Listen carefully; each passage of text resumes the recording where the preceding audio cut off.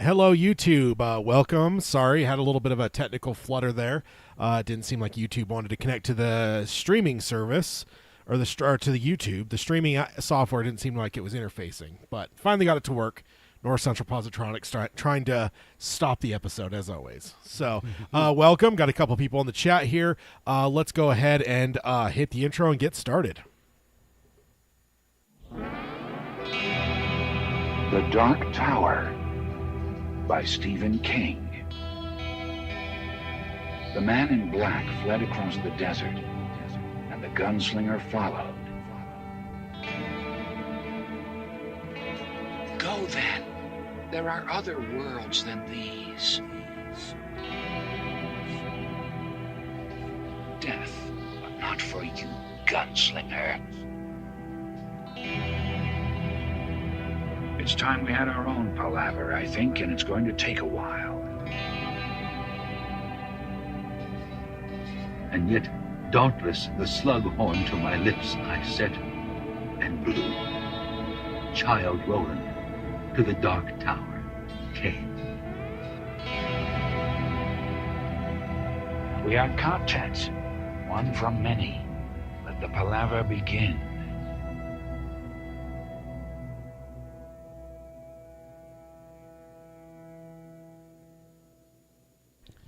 Hello and welcome to Dark Tower Palaver. This is our podcast covering Stephen King's magnum opus, The Dark Tower series, as well as the extended Stephen King universe. My name is Tad. And I'm Peter. And we're here for book club number 15. This is a second book club in a row, but we decided to make... It says Roundtable 151. Oh, stupid goddamn slide thing. Sorry, there we go. It's the goddamn thing again where I've got two screens. You looking at the wrong one? The one coming up and the one not. Yeah, I've tried to figure out if there's a way to flip it, because the one that's closer is the one I tend to look at more, and that's the one that's like on deck. It's not the one showing. Yeah. So, yeah, sorry about that. That's all good. Wrong, yeah. But yes, it is Wizard and Glass number 15. We decided that on the 2 times a year when the month has a third episode, I guess we can kind of decide what we're going to do with it. But for this one, we decided to do another book club. Of course, we are hoping and praying that we get more Rhea. You know, it's been a couple episodes without her now, so Stop it. Yeah, so we are currently in part 2, which is titled Susan. We are in chapter 8, and we will be going to chapter 9 this episode. Chapter 8 was actually kind of a short one. There's only 3 sub-chapters for it.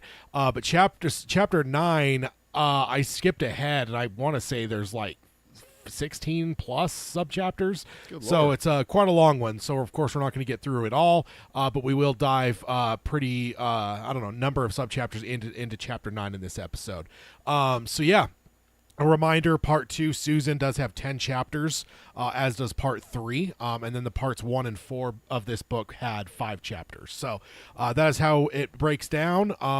So yeah, we're chugging right along here toward the end of this part. Yeah. Probably the next couple months would be my guess. Yeah.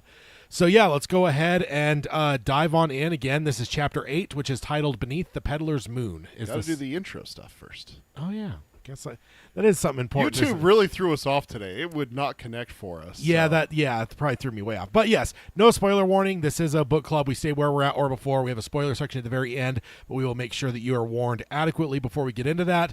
If you want to find it, and it's a short one. It is a shorter spoiler section. Yeah, this one, most of the stuff was pretty well self-contained, which I feel like we've seen more of that in this one than any of the others. I think it's probably because this flashback is so self-contained. Yeah, that there is less that has to do with like I mean, not to say it doesn't have to do with the larger story, because it does. It's very important. It's kind of Roland's backstory. He told Eddie and Susanna that this will kind of be the avatar for all of my stories. Yes. So we know it's important to Roland, but it doesn't necessarily have as much. But the origin story does not determine what happens in Superman 2, really, that much. I mean, it's important why he became Superman, but it's not a determining factor as to why Kal-El is... There is Zod that showed up in the intro. This is true. So, yeah. Bad example, but I get what you're saying. Yeah. But yeah, so we have seen a little bit less spoiler talk in this one than we have in previous books. I think I think that'll probably hold through the rest of this. But there are still some spoiler sections, but I have noticed in this book too, a lot of the spoiler stuff tends to be about stuff in this book, not necessarily like, let's talk about something from book 7. So, but that will come after a warning, so you won't stumble into that. If you have not finished the 7-part primary books, the Dark Tower series. These are the episodes that are safest for you. Just check out before we hit the spoiler section. If you want to find us, you can find us on Apple Podcasting, Spotify, Amazon Music, Audible, or any podcasting service of your choice. If you want to subscribe, rate, and review us on any of those, we'd appreciate that. It always helps, and it keeps Blaine happy. And when Blaine is happy, we are alive. Yeah, we don't say hi to the blue fire. Yes. And then on the YouTube side, if you want to join us here live for the live streams, you can do that at youtube.com/darktowerpalaver. So far, we've got at least Mike that has chimed up in the chat. If YouTube's count is not lying to me, which is not a given, there is at least one other person in here, and Peter. But yeah, if you want to join us live, like a few people are right now, you can find us over here at youtube.com/darktowerpalaver. If you want to like, subscribe, and ring the bell for notifications. Liking and subscribing definitely helps the channel, as well as keeps us alive from Blaine. Mm-hmm. There's a few things that keep us alive from Blaine. Yes, indeed. In fact, there's somebody else that would be very happy if you liked and subscribed. Oi. Yes. And we all know we want to keep the Billy Bumbler happy, right? Of course. Otherwise, he'll attack a child Shut on the bridge. up. You were so hopeful in the split second in your eyes. He's going to be so nice. He's saying something nice about, and then nope, slander. I saw just this split second in your eye. I saw the glimmer of hope, and then I dashed it. And you're proud of yourself right now. Oh, I am. Very happy. Hashtag Tad is terrible. Flag would be very happy. Also, actually, two things in the midst. I know we're in the middle of the announcements. One, I have started The Stand. I have not yet got to the greatest chapter 23, just yet, but he is coming. But also, I was getting my haircut yesterday, and the receptionist lady was looking at the computer. She's like, "Oh," apparently she had been telling people how many appointments they have had with the place. I've been going there since right after the pandemic, which is when that location opened. And she looked at the computer. She's like, "Oh, your last appointment before yesterday's, you've been to 237 appointments." Wow. And I was like, 237? Ugh. Mrs. Massey would approve. Well, at least in the film version. In the film version. But it made me smile because it was a Stephen King number at least. Yeah.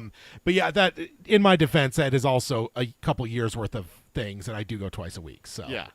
They have a membership, yeah. so I'm actually kind of quote unquote saving money by going there more because I'm paying a monthly fee, so I may as well go as often. I should go every day, really. I mean, if it came down to it. You have better things to do.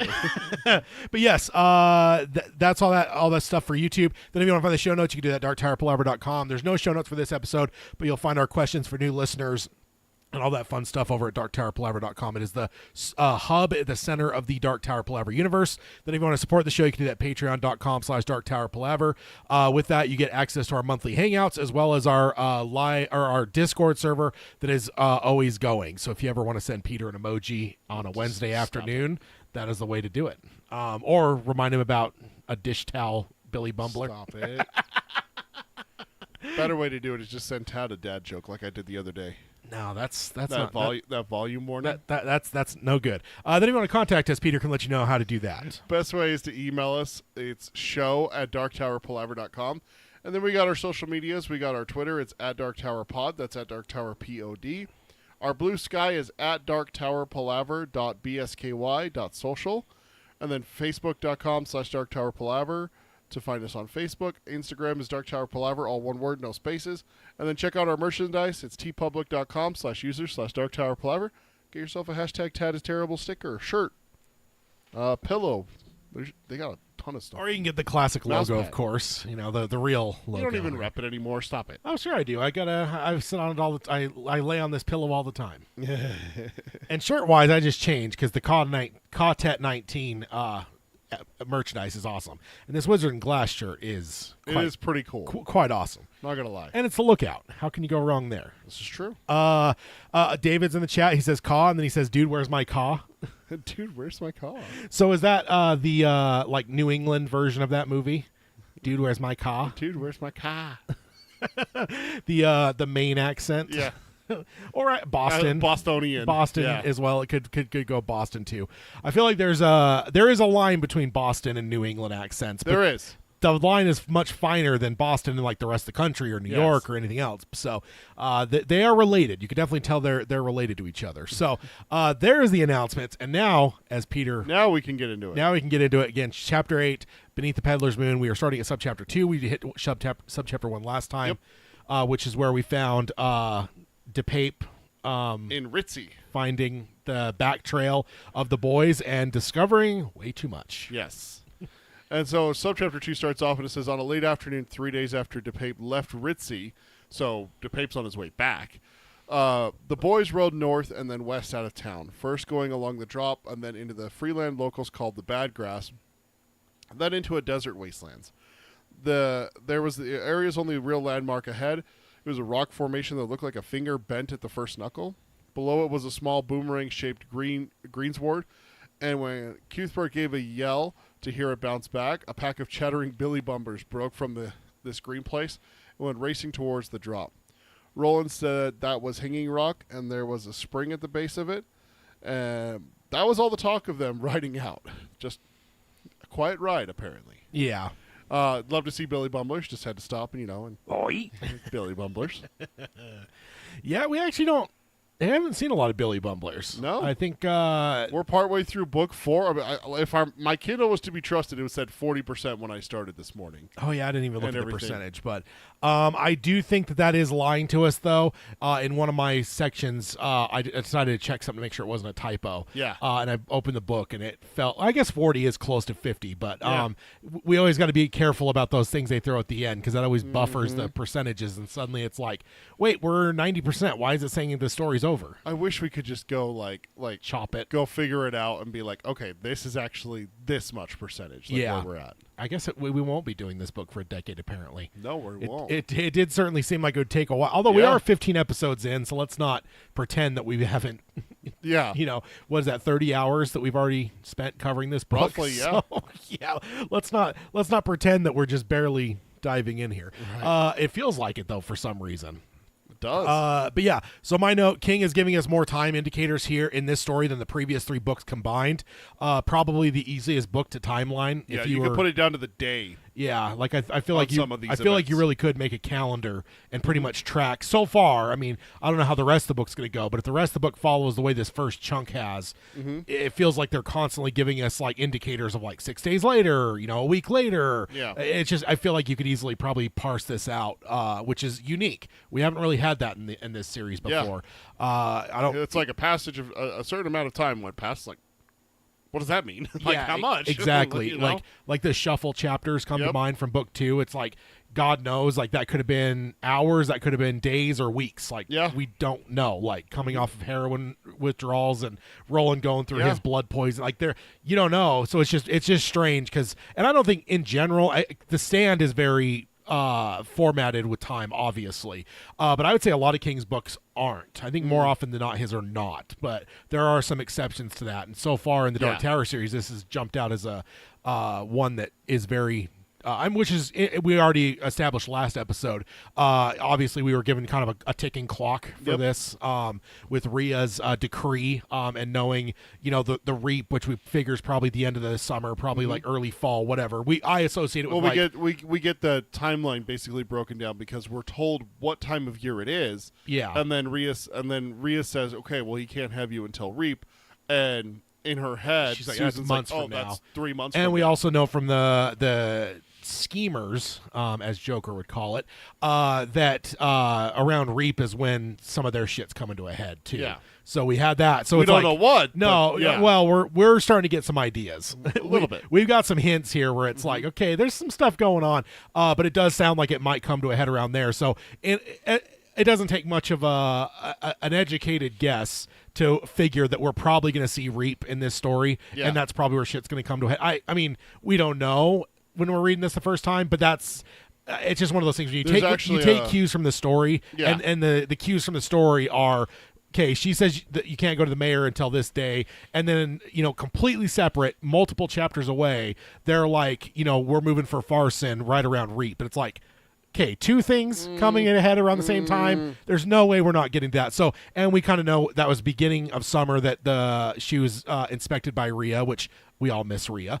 And so we know we're going to have basically the whole of summer and then that first little bit of fall before you get to like harvest, I guess, which is what they call it reap. What would you say that is for us? Because I know Thanksgiving is like celebrating the harvest in American Labor Day? tradition, but is it? No, I'd say it's later than that. Later than Labor Day? I would think it'd be close to like Halloweenish, maybe. It's like the fall festivals that you see. Yeah, that's why I think like Halloween, because then you get all your stuff, get it all siloed away and shit, and then you can have your feast almost a month later for Thanksgiving. So, so you've got early summer, which what would you call that? June, probably early summer. Late May, early June. Through October. That's for us. School goes out. Yeah, you hit Memorial Day. That's kind of like the official start of summer, even though it's not even summer yet for another 2 to 3 weeks by the calendar. True. By the calendar wise, but it's summer. Like you hit that Memorial Day. You have that cookout here in America, at least. You have that cookout. Pools open. You start going swimming and everything. And that's exactly when exactly like you said, the swimming pool's open and everything. The splash pads here in Utah get turned on. Yeah, and so that's where summer starts. Around there is what we suspect is when Susan's going. So if you go 3 months from that, let's say the 1st of June, right? Yeah. July, August, September. Yeah. So we're talking. See, I picture it. It's the end of September because you let you harvest corn, and then you let the stalks dry out, and that's when you do the corn mazes. Is a month later for Halloween. Yeah. So I just think again we do have a very distinct timeline, but also King is letting this clock tick more so than I've seen in almost any of his books. Yeah. Let alone the Dark Tower books that we've read so far specifically. Yeah, and I thought it was interesting that these 3 teenage boys are out riding, and that's the only bit of conversation is Cuthbert yelling at a rock and Roland saying, "Hey, there's a spring over there." Yeah, and that was my note. I wonder if this is if this limited conversating is normal for them.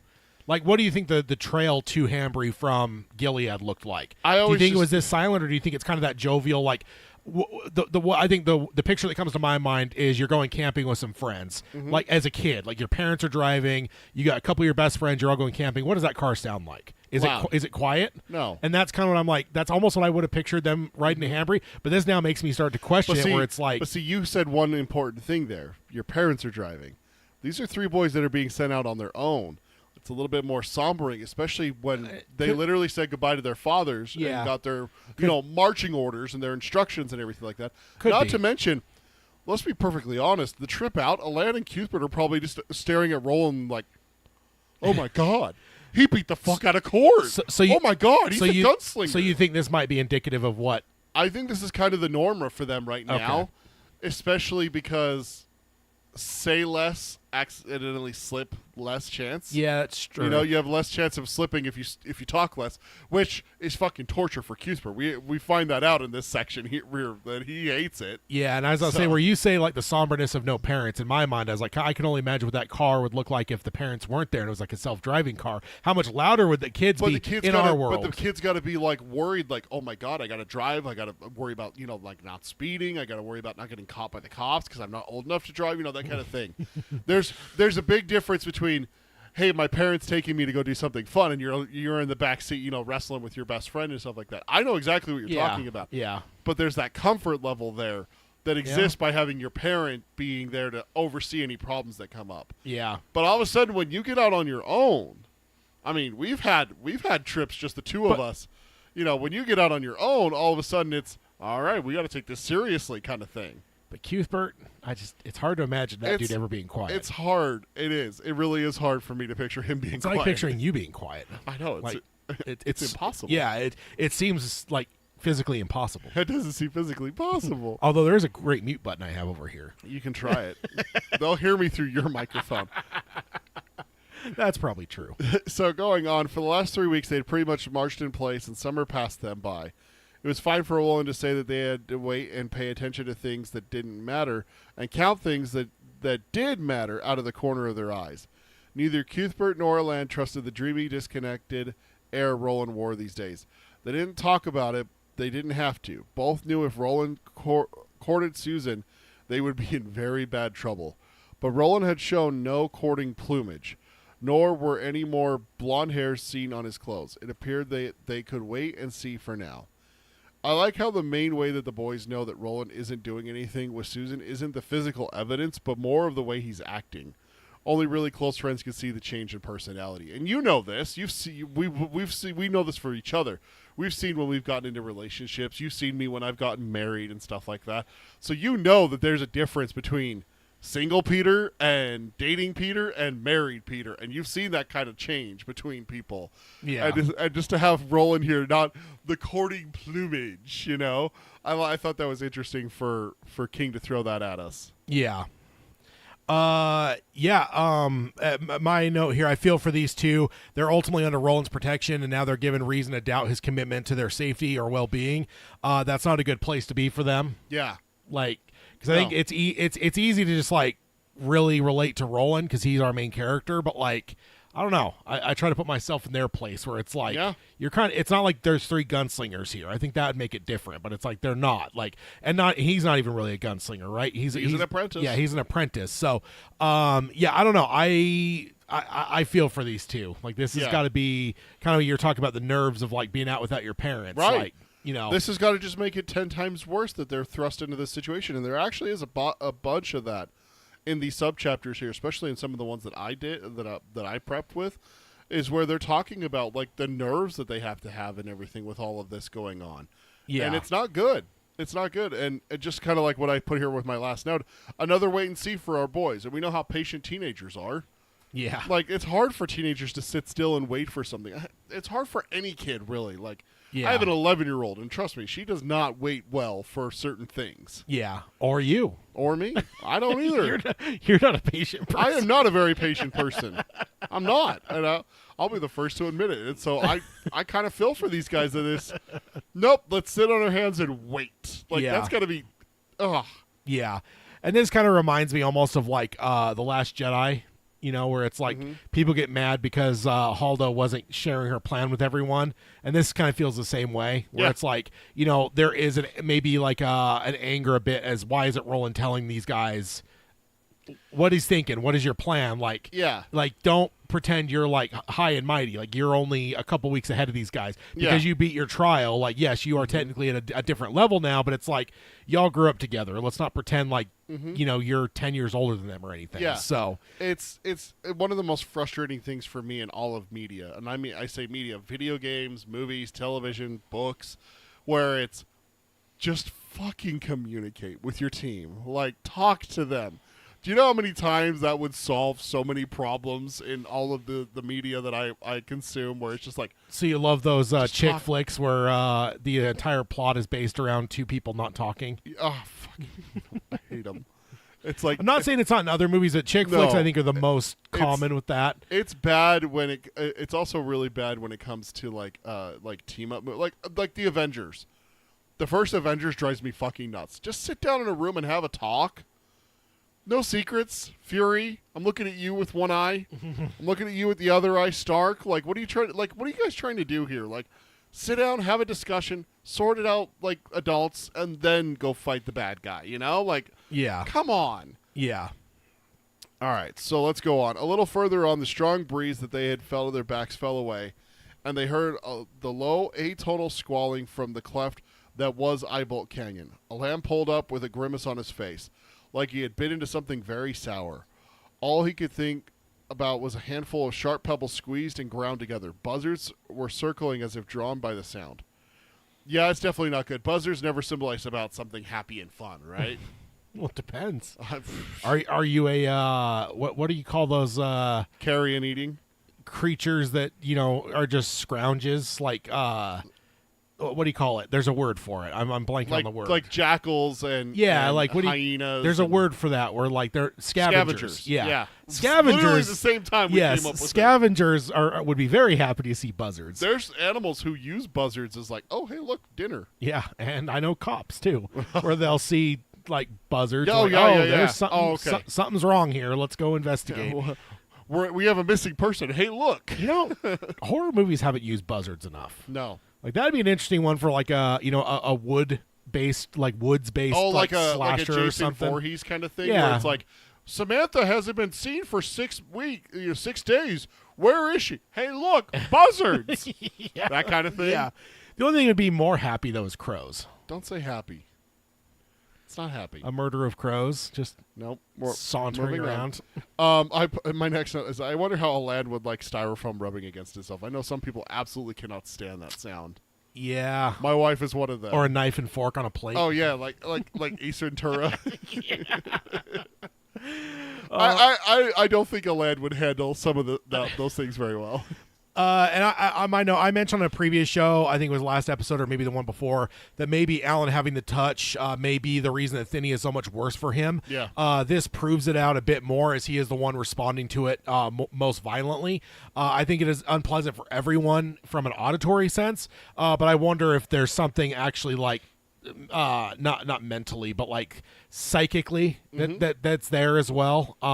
Because I don't know, just this is like the second time now that Alain has specifically been singled out for like not really digging the Thinny. So I'm like, put a pin in this thought. Yeah, I want you to hold on to this thought. But I mentioned it last episode. I just want to mention it here again, where he's the one that's more like put off by it. Not that everyone's not, right? We know that, like we heard from Susan on the first meeting, wasn't it? Where she Roland's mentioned like, "Oh my God, what the hell is that thing?" Yeah, and she's like, "Yeah, the sound is terrible. Like we got to be careful with livestock and stuff." So we know it's unpleasant to everyone. But I do think that Alain now has twice been mentioned as particularly not liking it. Yeah. So just another mention of that, because once again, I do want you to put a pin in this thought. We will be circling back to it here in a little bit. But going on, Cuthbert says that the lookout doesn't like it, and he doesn't either. Hey, first lookout sighting. What do we need, a lookout counter? Yes, absolutely. It's too late now. We're already I know. into the book. We're too far in. 15 episodes. That's 30 hours to go back and listen to it and count them all up. Yeah, that's. If only someone had time to do that. AI? Do it. Do it. Cuthbert asks Roland why they are out there. Roland says to count. Cuthbert says, "Oh, aye," and rattles off the stats of the nets, big boats and small, and 70 oxen that nobody will admit to. And the north of town, a Thinny, whatever the hell that is. 70 oxen. I just realized how many that is. Like, we're not talking about like 4 or 5. Yeah. Because we covered the oxen in the last episode where it's like, over at that freaking ranch, there's oxen. I've only ever seen pictures of them. Like, I didn't even know they were real. Yeah. But they got 70 of them. That's not a small herd. That's almost 71. Jesus Christ, that's almost 72. Oh, I love that. You know, Ted, that's a pretty daddish joke right there. What? That's a pretty daddish joke, saying that's almost 71. No. Yes. No, it's not. Yeah. No, what it comes into is my realm of things where it's like almost like anti-joke, anti-humor, where it's like... That's dad jokes. No, it's not. No. Dad jokes are just not funny bullshit. Anti-jokes, like, why did the chicken cross the road? Because it was there. Like, that's... Because there's no humor there. You just completely... answer it matter-of-factly. And what I love is it's actually what it is. It's absurdity, because everyone loves just go to round numbers. 70, 75, like, that's almost 75, whatever. But for me, I take a round number and go one up or one down, whatever. And it's just like, it's funny to me because it's so absurd, because it's like, why would anyone go 71? It's not a dad joke, dude. You think everything's a dad joke because you want to prove that I like them. But I'm just pointing out a fact that it's lack of humor is what you say is a dad joke, and that's pretty much what you're describing right now. No. So not even close. All right. Not even close. Roland says they're there to find out what the Thinny is. They rode into the sound for a while, and none of them liked it, so no one suggested they go back. But no one suggested that they go back. It was their job, and besides, they were curious. The mouth of the canyon was blocked by fresh brush. Come fall, it would all be dead. I put brush in my notes, but it's actually like branches. Didn't they say they built? Yeah, Susan says like they block it off. They build it up so the animals don't wander in. Yeah, exactly. Yeah. So the branches still bore leaves and made it hard to see into the canyon. So when it comes fall, this is all going to be dead and everything, and nice and ready for a match to whoosh. One thing I can picture? Mm-hmm. I can just picture a little Gage running up this canyon. Because he has no situational awareness or survival instinct. No 2-year-old does. That's the point. It's just that, like, there's that reel that's been going where it's like shows him running out and just the truck bearing down. You're just the worst. You're just the worst. In his little red overalls. There's a narrow path through the brush, but in the setting sun, Roland couldn't see anything. Cuthbert says, let the recording angel note that he is against going in. Roland says he has no intention of taking them in. He honestly didn't know if the horses would go either. He really had no idea what a Thinny was and had been asking around town the last few weeks with no real answers given. Sheriff Avery said, I'd stay away. Roland tells them they aren't going in, and Alain says, good. Again, Alain being the most vocal person. Good. Yeah. And he hasn't been he's not a vocal person. No. Like, especially with Cuthbert in the group, like, Alain's going to be the quiet one. So, like, for him Right. to be so vocal on something is, again, Yeah. I'm just putting my finger on that. And so here we have another town secret that they won't talk about. What is that, like 4 or 5 that we're up to? We need a town secret counter as well. But my counter to that is, do they actually know anything about the Thinny? Like, the people in town. Like, they know it's there, but, like, do they know anything about, like, you don't what it think is? anyone's Like, ever gone up there and looked at it or done anything with it? I mean, they block the entrance and everything. I think there's got to be something I there. think it kind of. I mean, we've seen a Thinny more with in the present time, right? So we've kind of seen what it looks like across the Kansas highway and stuff. But it's just, I think it kind of defies that like definition. Like, what do you say it is? Like, you don't know. Like, Well, see, that's the thing is, like, if you don't know, you don't know. Say that. Yeah. These are people, and the way that the king portrays it is, these are people who won't talk about it. Yeah. So it's not necessarily that they don't know. They're not giving off that impression. They're giving off a, no, don't go there. No, Yeah. don't talk about that. But you don't know what monster's in the castle. Yeah. Well, you know not to go to the castle. But There's a difference there between the two. But do you think that's a secret, or is that more of like they know that they've lost like certainly livestock, but maybe they've lost people too, where it's more of just like a don't go up there, like it's dangerous. Yeah. Like I guess. Yeah, that's what I'm saying is like that's the difference between like the villagers around Dracula's castle being like, no, don't go there. It's bad. It's bad for your health if you go up there because Yeah. they don't know what's up there, but they know what's up there and they're not telling you what's up there Yeah. because they know what a Thinny can do and they're not telling the boys specifically. Hell, you know what? Especially if you're talking to someone like Sheriff Avery, who we know is up to no good. Maybe he's hoping the boys will go investigate and get something. I mean, the best way to get a teen not to do something is to tell them to do it, right? Or Tell if you them don't, not to do it. Or if you want them to do it, you tell them not to do. Exactly. Yeah. Just do the opposite. The whole thing. Exactly. But here's the other thing I wanted to like, and this just hit me just now. It's not in my notes. Yeah. These kids basically come from like the center of all knowledge in this world, right? Like if someone knows that Gilead is going to have record of it, like their teachers are probably the smartest people in this world. In terms, not smartest, wisest, most well read, have the most access to the most stories. Yes, like so the fact that they have no indication of Thinnies at all kind of shows that this is not a normal thing, even for this world, right? It's one of the only times we've seen young Roland on the edge of his seat, like ready to lose his fucking mind. But also they have no even indication. It's not even like, oh well, I haven't seen an oxen outside of a picture in a book. Like he knows what like, they know what oxen are. It's not like he's like, oh my god, did you see that great beast down there on 4 legs? It looks way bigger than a cow. What is that thing? But even like it's not even like, oh, Thinny's like, yeah, Van A taught us about those, but they said those have been gone for 1,000 years. Like it's not even like that. There's no fucking like. It's like, type it up in, Gilead Google and it comes back like no fucking results. No results like, found. So that's just, I just want to point that out because like this is maybe one of the first times we've really hit something with Roland where he's like, young or old, where he's like, what the fuck is this? Yeah, I don't know what this is. Yeah. Like there's like basically there's no record of this ever existing. So Yeah. it's just notable as we're potentially moving towards this thing that it might be relatively maybe a new thing in this world, certainly an unknown thing. I don't know. That Cody asked in the chat, do you think Alain is more susceptible to the Thinny because of the touch? Yeah, absolutely. And that's what I said that last episode, and I pointed it out again here because I do think that it's interesting to me because he has been so quiet that he's the most vocal against the Thinny, and I do think the touch is the thing that probably differentiates him, right? Yeah. Like if you had to like kind of give each one their characteristic, like Cuthbert, it's his humor, and memory. We learned in this book earlier on that he'll never drop a name type thing. So he's got a good memory. He's probably also got social graces because of his humor and stuff. Roland, his extrovert, his outgoing personality makes it so that he can adapt to situations very well. Yeah, and with Alain, it's the touch. So I know we're piecing it together right now, but it does certainly seem like I think it'd be a safe assumption to think like the touch might have something to do with it. Yeah. And then David says, "Never go there, Kimba," which is Reimer though, right? Kimba Reimer. That's true. My note here is when they get nervous talking about the boys, I get nervous. Like we got all 3 of them kind of on edge right now, so it's just like, oh, what is actually going on here? So Yeah, because I think they would understand their knowledge too, right? Oh, yeah. They not that they're still young, Yep. but it's like to find something they have never heard any mention of would probably say that you're probably now delving into things that are maybe unknown in the world, and that's not a comforting thing. You know, like I think that comes into like every alien movie you've ever seen, right? UFOs show up, everyone freaks out because like it's the complete unknown.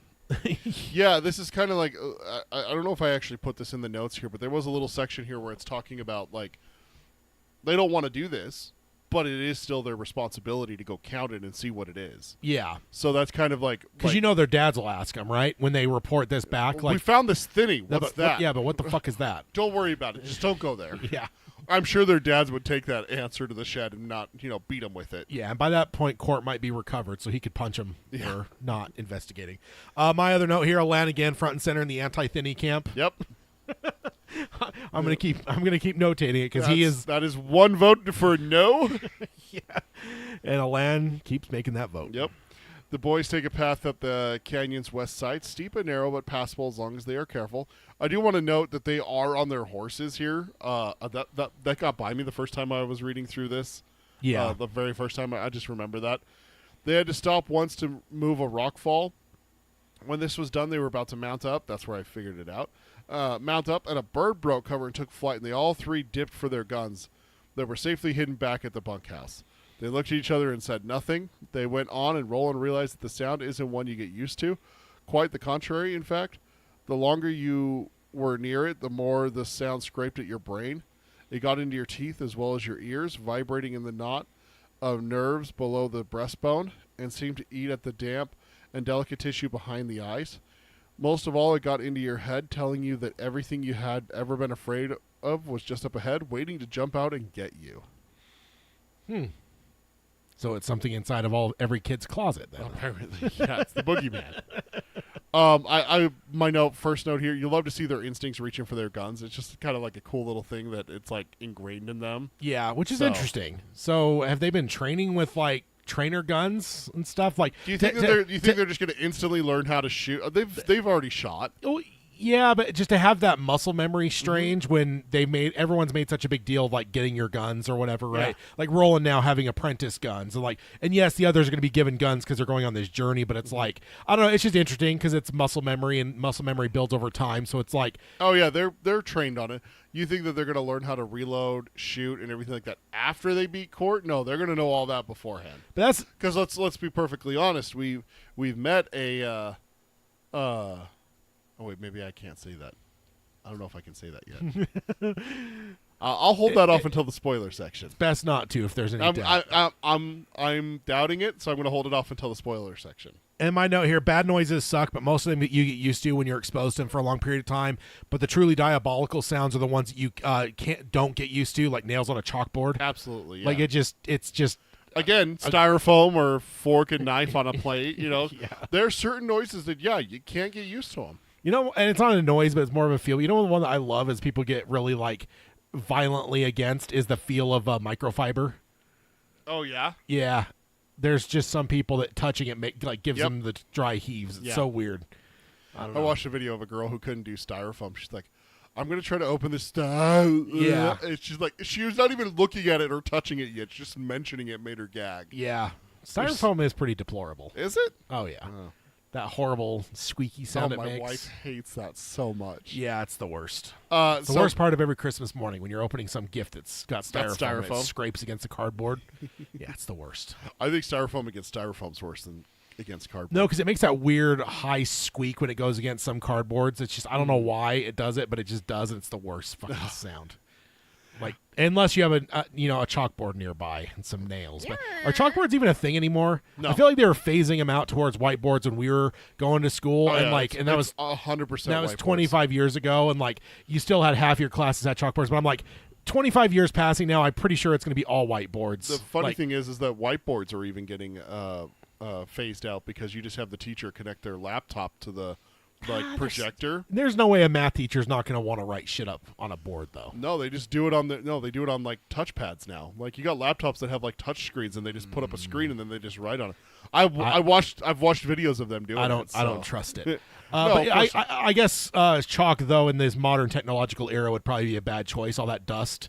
Yeah. What's it going to do to the computers and the cell phones and everything else? Yeah, all the first graders have cell phones nowadays. Like it did to our lungs, and we don't know it yet. You're probably a little good boy. You probably never had to pound out the. Oh no, I did. You did? Okay. Oh, I got in trouble in elementary school. I remember getting set down to write 500 lines of "I will not throw snowballs at the back of someone's head." Mike in the chat says you guys are talking about styrofoam. It's making my skin crawl. See, I told you. There's a lot of people that don't like it. It is the worst, man. I hate it. I'm sorry. I won't bring up styrofoam again. Tad might, because he's evil. So, so my next note, I said, "Whoa, what is this making you think of things that you're scared of? Shit. What is this? Pennywise?"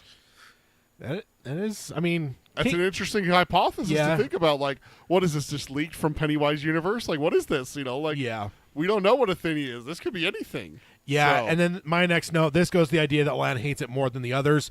If it's working on a Pennywise level, he would be far more impacted because that now turns into a mental, almost psychic thing, right? Because that's Pennywise, right? Yep. Like I know that's not a direct connection to Pennywise, but like the Pennywise idea, if it can figure out what you're afraid of and it basically projects that to you, like in your mind, like that's a psychic connection. Yep. So that now suddenly, like this is now hard evidence that like, Alain's going to have more reason to not like this than Roland or Cuthbert. Exactly. And then I put that is a hell of a thing for King to just drop on us and then moves on past it like no big deal. He's good at that. I know, he's great at it. So going on, they reach the top of the path and it opens up with the sky above them, and it was a little bit better for them. They dismounted and walked to the canyon's edge. No good, Cuthbert says. They can't see anything since the sun had set. Cuthbert says that they were dummies and they should have left earlier, then calls Roland by his real name and then corrects himself. Roland says it's fine out here and that they will see what they came to see and count it, and they just had to wait. And then this is a direct quote from the book. They waited, and not 20 minutes later the peddler's moon rose above the horizon. A perfect summer moon, huge and orange.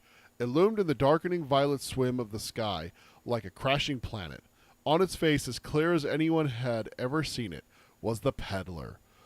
Who came out of Nones with his sackful of squealing souls, a hunched figure made of smudged shadows with a pack clearly visible over one cringing shoulder.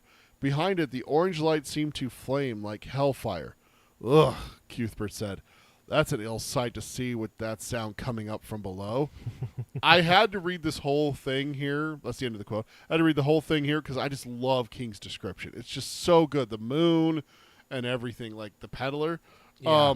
I just realized reading that out loud, someone's got a sack over their shoulder. You know the first person I think of? Santa Claus? Santa Claus? Yeah. Oh, shit. King. It's just the German version that steals the children. So the original version? Yes. The OG Claus? The non Coca-Cola version. That blew my mind when I found that out. Oh, really? Yeah, I never knew that. I remember learning that in grade school, where like, because even when you read like "'Twas the Night Before Christmas," like he is like more of an elf in that. Mm-hmm. Like, yes, if you read like a modern version, then they animate it. They'll animate it like we would picture him. But like when you actually read it, he sounds like a little elf. Like, and because that's what he was when that was written. Yeah, so. They find out that he was green until Coca-Cola's like, hey, you know what? We need them to drink Coke in the wintertime. Let's make Santa Claus red and white. Yeah, it's wild. I wish our moon had the appearance of a face on it. It has very distinct marks, but imagine if there was a face. Yeah, it'd be so much fun. It would be great. It would be so much fun. It would be great. Good for those Ouija board games that you play out in the graveyard in the middle of the night. Yeah. Also, to the old "is this our world?" question I asked the first time reading this through. I don't think I caught this the first time through, but the fact that this face is visible sometimes but not others shows for sure this is not our world, because our moon you always see the same side of it. Mm-hmm. So the fact that, because we have gotten the sense that you get different pictures on the moon, like different, and it's kind of like, I don't think it's like a freaking JPEG picture, right? It's like Yeah. stars. You have to kind of like squint to see the picture, but it's like There's 5 stars in a diamond pattern, and it's apparently a guy churning butter. yeah, there's It's like, just wait, what? like, but I just think that we have gotten the sense already that different times of the year you're getting different kind of like types of moons, and some of them are because they look like something, and it's like so that would Yeah. give you the indication that their moon is probably rotating in a way where they're seeing different sides of it at different times of the year. So this is definitely not our world. What if it's a different moon? I mean, They just think it's the same moon because they're never in the same. You know, like Star Wars. There's now 2 suns in the sky at the same time. What if it's just different moons? yeah, it could be that too. I mean, this is a different world. Yeah. I just remember going through the first time reading this series. I Looking was for every little thing that points to every whether clue, or not it's ours. and I completely overlooked that aspect of like the different moon phases in this Yeah. world. I mean, we have moon phases too, but it's more of like how the moon appears, not what's on the moon. Right. So yeah. Just like the thing I saw recently where it was blew my mind, where it was showing that in Australia they see the same moon as us, obviously, but it's upside down. Is that a joke or is that No, real? legit. Is it real? Yeah. Wow. Because think about like if you're in Australia, you'd be looking at you'd be like this on the globe looking at the moon, and if you're up here on the northern hemisphere, you're looking at it, you're going to see it from a different. So it's literally, and it showed I saw a video where it showed the picture of it, and it was and it was a picture of it in. Yeah, it's going to be upside down, like the and it's like the shadow on the moon, right? Like there's those shadows. Yeah, and they were showing a picture. I just used for those audio listeners. I literally just used my microphone as like the circle. Put my fingers on opposite ends and then put it up together and like held a thumbs up and like, okay, he'll see it going to the left and he'll see it. Yeah. No, it absolutely would appear different. Flat earthers eat your heart out. Yeah. You can see the moon differently in Australia. There's a further proof. Yes. Yeah. So, but yeah, I want a face on our moon. That's all I'm saying. I know which face you want too, and I'm going to say no right now. Randall Flagg? Absolutely no. That's a hard no. It'd Tad. be a happy face to be up on the No, moon. bad Tad. And you know Flagg has that wonderful smile, too. No, sir, no. Going on, despite the moon, they hold their ground, despite their horses yanking occasionally to get out of there. The moon had risen far enough for them to look around the canyon. The 3 stood looking, and none of them spoke. Roland recalls what Susan had told him, that it looked like a chimney lying on its side, and could see it, if you believed it, broke apart and was crooked in one place in the middle. Up to the crook, there were many bones from animals who had been wandering in and couldn't find the way out, and the walls were too steep to climb. But Roland did notice that one place running up the wall, and I should have put this, it's right next to the crook, like it's a jut off of that going up the wall. Looks like you could make it up because it had handholds. No reason to note that, he just did. And I'm just thinking to myself, my note here, all this describing the canyon itself, I just remember being on the edge of my seat being like, what the fuck is the Thinny? Like, why are we talking about a canyon? Talk about the goddamn Thinny. Yeah. Yeah. No, it's it is interesting for sure. Also, what a happy thing to see a bunch of bones. No, right? that's never, especially in at nighttime. I mean, the reason it's happy is because last time we saw Golgotha, place of bones. Ugh, gross. Flag was there, so maybe Flag's there. They should go investigate. No, absolutely not. Hey, Flag, are you down here? Yeah. Oh, like when you hear the whisper in the middle of the night. You're out alone somewhere and you hear a whisper behind you. Come outside. Don't do it. My life for him, It's sir. a trap. And so I quoted this next section because this is where we actually get to a really good description of the Thinny. Beyond the jag and the canyon floor was something none of them had ever seen before. And when they got back to the bunkhouse several hours later, they all agreed that they weren't sure exactly what they had seen. Kind of proves your point about what the town was. The town may not know. They may not know because they don't know what they see. Even the boys here know. Do you that. think there's even like a superstitious thing where it's like some people have been killed up there, so now it's like nobody just goes up there? It's a bad omen, right? anyone who's like, gone up there to look at it has died? They go to the mouth of the canyon to put up the shit to like block livestock or. But no one goes up that path. There was a rock fall there. Yeah, like so. no. So I wonder if there's just like kind of an ignorance born out of fear that they're just like, nope, don't go there. Very well could be. That's something that seems very, very fitting for this village. Yeah. The later part of Eyebolt Canyon was obscured by sullen, silvery liquescence from which snakes of smoke or mist were rising in streamers. The liquid seemed to be moving sluggishly, lapping at the walls which held it in. Later, they would discover that both liquid and mist were a light green. It was only the moonlight that made them look silver.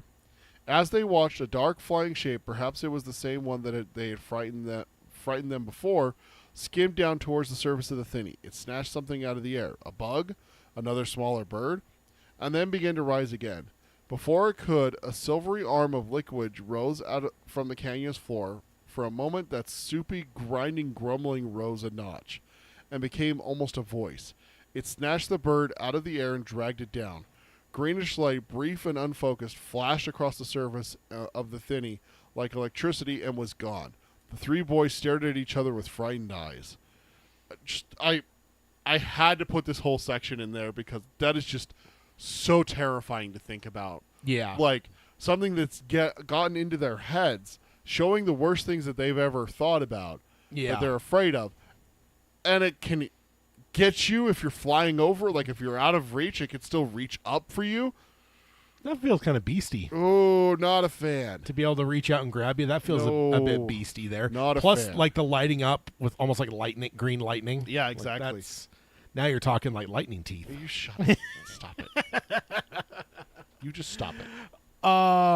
Yeah, but my note is I still can't wait to see this on screen. I feel like I have an image of what it is in my head, but I still want to see it because I think an artist depiction is going to be cool, namely Flanagan's. Because I think like there's some things in these stories that I can just like I have a very, very clear picture of. Like I can picture the inside of Blaine's coach. Yep. But there's other things where it's just like nebulous enough in my mind that I just can't get a solid picture to it. So I can't wait to see it on screen because it's almost like it's a mostly painted picture. It just needs to be like the last couple lines and shadowing to be filled in. That's the way it feels to me. So I really can't wait to see this on screen, as well as I think that Mr. Flanagan can make something rather spooky out of this. Oh, yeah, absolutely. And so going on here, all of a sudden... Also, David said Thinny-wise. Thinny-wise. So all of a sudden, going on here, all of a sudden we get a voice in Roland's head saying, "Jump in, gunslinger," a voice called suddenly. It was the voice of the Thinny. It was the voice of his father. It was also the voice of Martin, the enchanter. Martin, the seducer. Most terrible of all, it was his own voice. "Jump in and let all the cares cease. There is no love of girls to worry you here, no mourning of lost mothers to weigh your child's heart. Only the hum of the growing cavity at the center of the universe. Only the punky sweetness of rotting flesh. Come, gunslinger, be a part of the Thinny." I just stopped there and put a note. What the fuck is this thing? I don't have this as one of my notes, but it's too bad we don't have like a world-class voice actor in the Flanagan family to voice said Thinny. I know, right? Mark Hamill. Yeah. This is almost worse than Pennywise to me, is my note here. Something about the seductive, almost hypnotic nature of how I hear this in my head is infinitely more terrifying to me than your Pennywise. worst fear. Yeah, there's just something about this because, like, I think it's a seductive nature, right? Like, I don't think Pennywise has a seductive nature. I think he's almost like a psychic flashbang, where it's like for him it's more about freezing people in fear or terror or whatever, so he can get them. This is like trying to lure you in. There's just something about that's more creepy to me. I don't know why. And I know fear is subjective. Everyone's going to fear things differently. But for me, just that like almost being like hypnotized into something like that. It's the difference between deer in the headlights pounce attack and those, like, there's one particular snake that I know about that its tail looks like a spider and it just moves its tail back and forth until a bird comes down to try to get it, and then it gets the bird. Yeah. There's something way more creepy about those the trapdoor spider. Yes, because those ambush predators where it's just like, ooh. Yeah, because nothing that's luring you in is luring you in for good reasons. Yeah. That's the other part of it, right? Ambush is the exact thing. Like, nothing is like luring you in because it's like I want to give you a hug. No. Right. It's like because I want to eat you. So that's why I don't fuck with bayous. It's all alluring and beautiful and everything like that. But there's gators in there. I ain't fucking with that. I saw one where a lady's like down. She's like, you know how you find out if there's a gator in water? You feel it, and if it's wet, there's gators in there. She touches it. She's like, yeah, you pull your finger off. Is your finger wet? Then there's gators in there. Yep. See, smart woman. Sounds about right. I don't mess with ambush. I'm glad we don't have dinosaurs in Utah. Yeah, same. All right. And this is the part I wanted to come back to for you. Dreamy face and blank-eyed, Alain began walking around the edge of the drop before he could get 5 steps So when I say he's walking towards, I meant to say he's walking towards the edge of the drop, not around the edge. Yeah. Before he could get 5 steps, Roland grabbed him and said, "Where do you think you are going?" Alain looked at him with sleepwalker eyes and said he didn't know. You ever seen someone with sleepwalker eyes? Oh, yeah. Yeah. Creepy. Below them, the Thinny hummed and growled and sang. That's fucking hell. Reading this out loud is a lot different than typing this and reading it in your head. Yeah. There was one other sound as well, an oozing, sludgy mutter. Cuthbert says he knows that they are going what they're doing. They're going to go back to the barquet and pleads to Roland that if they can leave it as it is awful. Roland says all right, but before they mount up, he says, with clear defiance in his voice, counting, 1 Thinny, and then lowers his voice and says, and be damned to you. And I just go, oh, this is so creepy. Mind control and sentient sludge, all those bones now don't seem like a really good sign. Yeah, I mean, unless Flag's down there. No. Also, sentient mist. Not mist, it's sludge. The mist is a byproduct. Don't even fucking start with me. Sentient mist? Huh? I will hit you. And then my last note, and Alain is the most affected. Yep, this is more dangerous to him than the other two. Just So that's why I was like, put a pin in it. the- We're gonna get there. Yeah, the absolute proof. I feel like we've slowly moved towards this conclusion. Aha! But now it's 100% confirmed in black and white. Like, Yep. it is 100% more dangerous to him. He So, went walking when the other two were still standing, and Roland wasn't in a daze enough that he was just like, oh, what's going on? No, he was like, hey, where the fuck do you think you're going, bro? do you think he understood what was going on, or was it more of just a legit, like, what are you doing? No, I think it was a legit, like, he knew what was happening. You think? Mm-hmm. All right. Because I think in my mind he would have said something different if he knew. I think that was more of like a, dude, what are you doing? Yeah.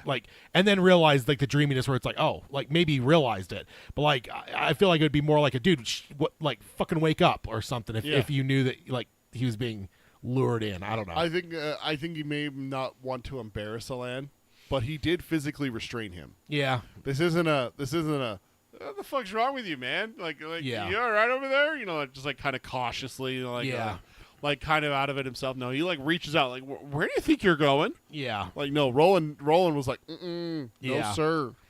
And I'll say that's the end of the subchapter 2. That is definitely the longest subchapter. The rest of these are a lot shorter, so don't worry that we're halfway through the episode. We've only done one subchapter. Yeah. But let's go ahead and jump into subchapter 3. So they regain their composure. On the ride back, the sea breeze was restorative after the dead and baked smell of the canyon and the Thinny. As they crossed the drop, Alain asked Roland if he knew what they should do next, and Roland said that he didn't.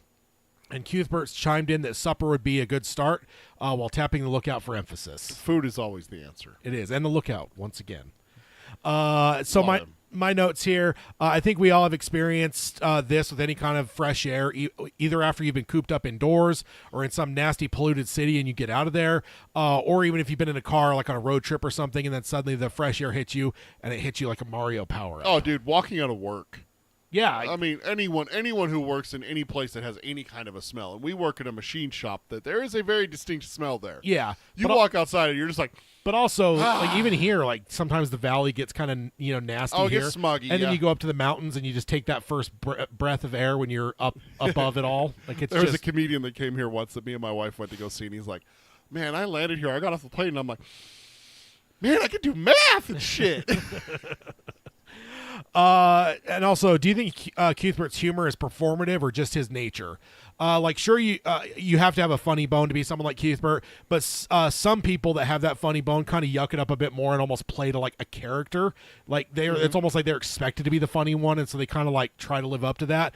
Or do you think it's just who he is at his core? I have an answer to this, and I want to know what you think. I don't know. It's hard for me to like. I don't know. That's why I'm asking. Here's my simple answer. He's a twinner of Eddie, and Eddie wears his fucking heart on his sleeve. That man is as real as it fucking gets. Cuthbert's the same way. Yeah. I think 100%. This is just who Cuthbert is. Yeah. There is no stopping that tongue once it starts going. He can't shut himself up if he wants to. Yeah. Which is why Roland has to like physically or like using like psychic ways. Dude, don't say a fucking word. Like when they're with the sheriff after the traveler's list. Like, God damn it, Cuthbert, shut the fuck up. They're just like giving him that look, that. Yeah. And I hope that Flanagan can build this in a way to where we understand him. So by Yeah. the time we get to like that scene with the sheriff after the showdown, we as the audience are almost on the edge of our seat, hoping to God he doesn't say something. Like put us in Roland's place. You're like grimacing, Yes, waiting for it. Like, exactly, because great filmmakers can do that, Yeah. where you expect someone to do something that would not be advised. Yep. And I think that Flanagan could build that up to a point where, like, by the time we get there, you don't even need Roland to play it as hard because you make the audience feel that, and Yep. then just have him give him that glare. Oh, absolutely. And then like, move on from there. Yeah. And on my last note, God, I want to look out for this section or this little paragraph here. We've looked. There's Yeah. Ravens ones. Yeah, indeed. So Bert was about to tell Roland something, but called him Roland, and Roland corrected him that they were back on the drop, so he should call him Will. Bert relented and called him Will and said they could not go on counting nets and boats much longer, and that they were running out of things that didn't matter. He also said he thinks looking dumb would be harder when they move to the horse breeding side of Hambry. Roland agreed and stopped his horse and looked the way they had came. He momentarily becomes mesmerized by horses galloping on the drop. As he says, this is not just about horses. He asks if Farson needs them, and he says he probably does, as the Affiliation does as well. As you know, as not to mention the oxen and stuff. There's a lot of useful things here. But he says that there are horses everywhere. Maybe not as good as these ones, but any port will do in a storm. And then he asks the crucial question, if this is not about horses, then what is it about? And he says until they know what that is, they're going to go on as they are. Yeah. So, which, good. It's the kind of what I was saying earlier. It's good to kind of hear something from Roland about what's your strategy here, because it sure seems like you got your thumb up your ass a little bit. Like, Yeah. So, Very confusing what he's doing when you don't know the full plan. yes, and that makes total... Or the reason why he's making the decisions. That's the thing that always gets me is like, hey, you need to do this. Why? Yeah. I'm one of those people that's, why? Yeah. Oh, because of ABC. Oh, great, cool. That's all I needed. And Yeah. I'm not questioning you. Yeah. I just need to know the why so I can understand it from the way my fucking brain works. Yeah. Which, again, me and Cuthbert are a lot alike. So if that's the way Cuthbert thinks, obviously he's going to be frustrated. He doesn't know why we're doing this. Yeah, and even me as a reader, I feel more relieved now because that Yeah. that actually makes sense. Yes, this isn't just. I mean, we know, like he sent the Eldred sent the big coffin hunters to go cover up the tankers at Citgo. Yeah. and stuff. So I was okay. I I was going to ask about that a little bit later when we talk about Citgo. I was going to ask. I was like, that happens because that's what they're doing, and they're not at the welcome dinner, and then they're all pissy at the Traveler's Rest. Yeah, because and then that's the showdown. and they're like, "What are you going to do?" He's like, "I'm going to the dinner, and I'm going to have a drink, and I'm going to smooth up to someone that's a little bit desperate, like Yeah. Cordelia Delgado, and get some facts. get friendly and get some Yeah. information." Like, and they're, "Oh well, God, it's going to be hard on you, isn't it?" So yeah, we know that has something to do with Citgo, and they're a tanker. Like, we can piece some things together. We ultimately don't know yet, but we know we have more pieces of the puzzle that the characters do not. Yes. Like Roland and them don't know that. Exactly. But Roland's asking the right questions. So, and I remember reading this the first time and just being like, "Yes, you're almost there. You're on the right path. You got it, buddy. Just keep going, keep asking." All right. So I remember thinking the cover names were going to blow up in their faces, and every single time one of these moments happened where someone uses the real name instead of the cover name, I just cringed. I don't know why. This just felt like the thing Yeah. that was going to blow up in their face. So the first time reading this, I was like, Well, it keeps This- happening, so it's like Yes, it's like exactly. It's like you keep bringing it up, motherfucker. You're gonna fake it. one of these days you're going to be in front of the wrong person. You're going to call them the wrong name, and that's Yeah. going to be the thing that fucking cascades into like everything blowing up in Yep. your face. I just remember thinking that's going to happen. So every time one of these scenes comes up, I remember cringing the first time, going, "Oh my God, Don't do it. King's setting us up for this." Yeah. Pretty sharp of Roland to figure the horses were not the main objective here for Farson. Also cool because he didn't particularly know the portion about the horses not being extremely rare, or we didn't know about the portion about horses not being extremely rare. So King is revealing stuff to us here, as well as proving Roland correct that more is afoot. I think it's world building, right?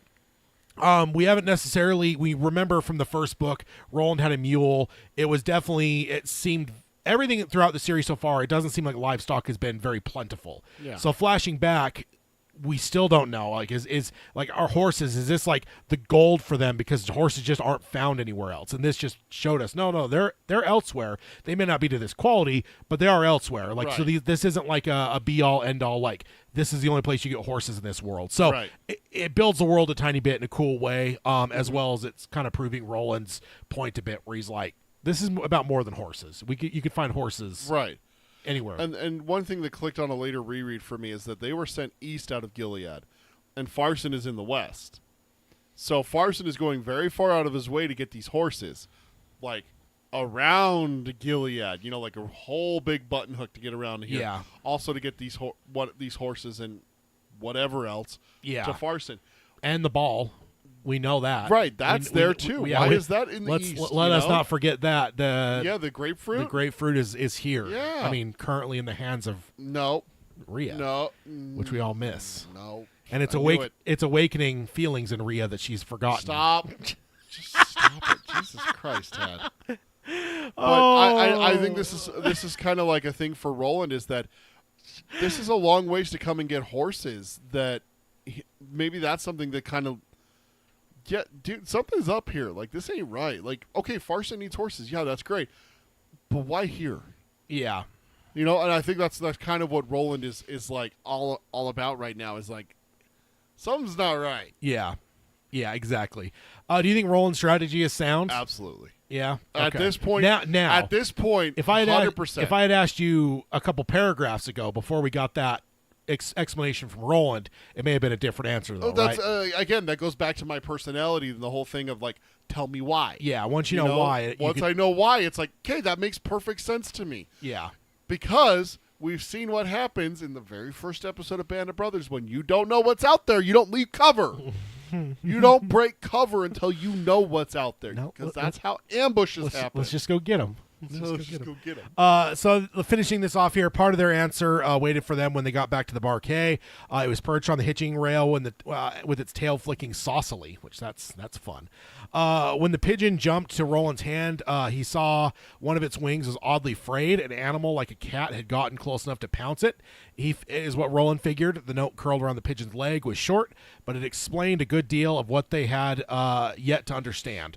Roland thought he would have to see her again after reading the note, and felt the surge of gladness as his pulse quickened, and he smiled in the moonlight.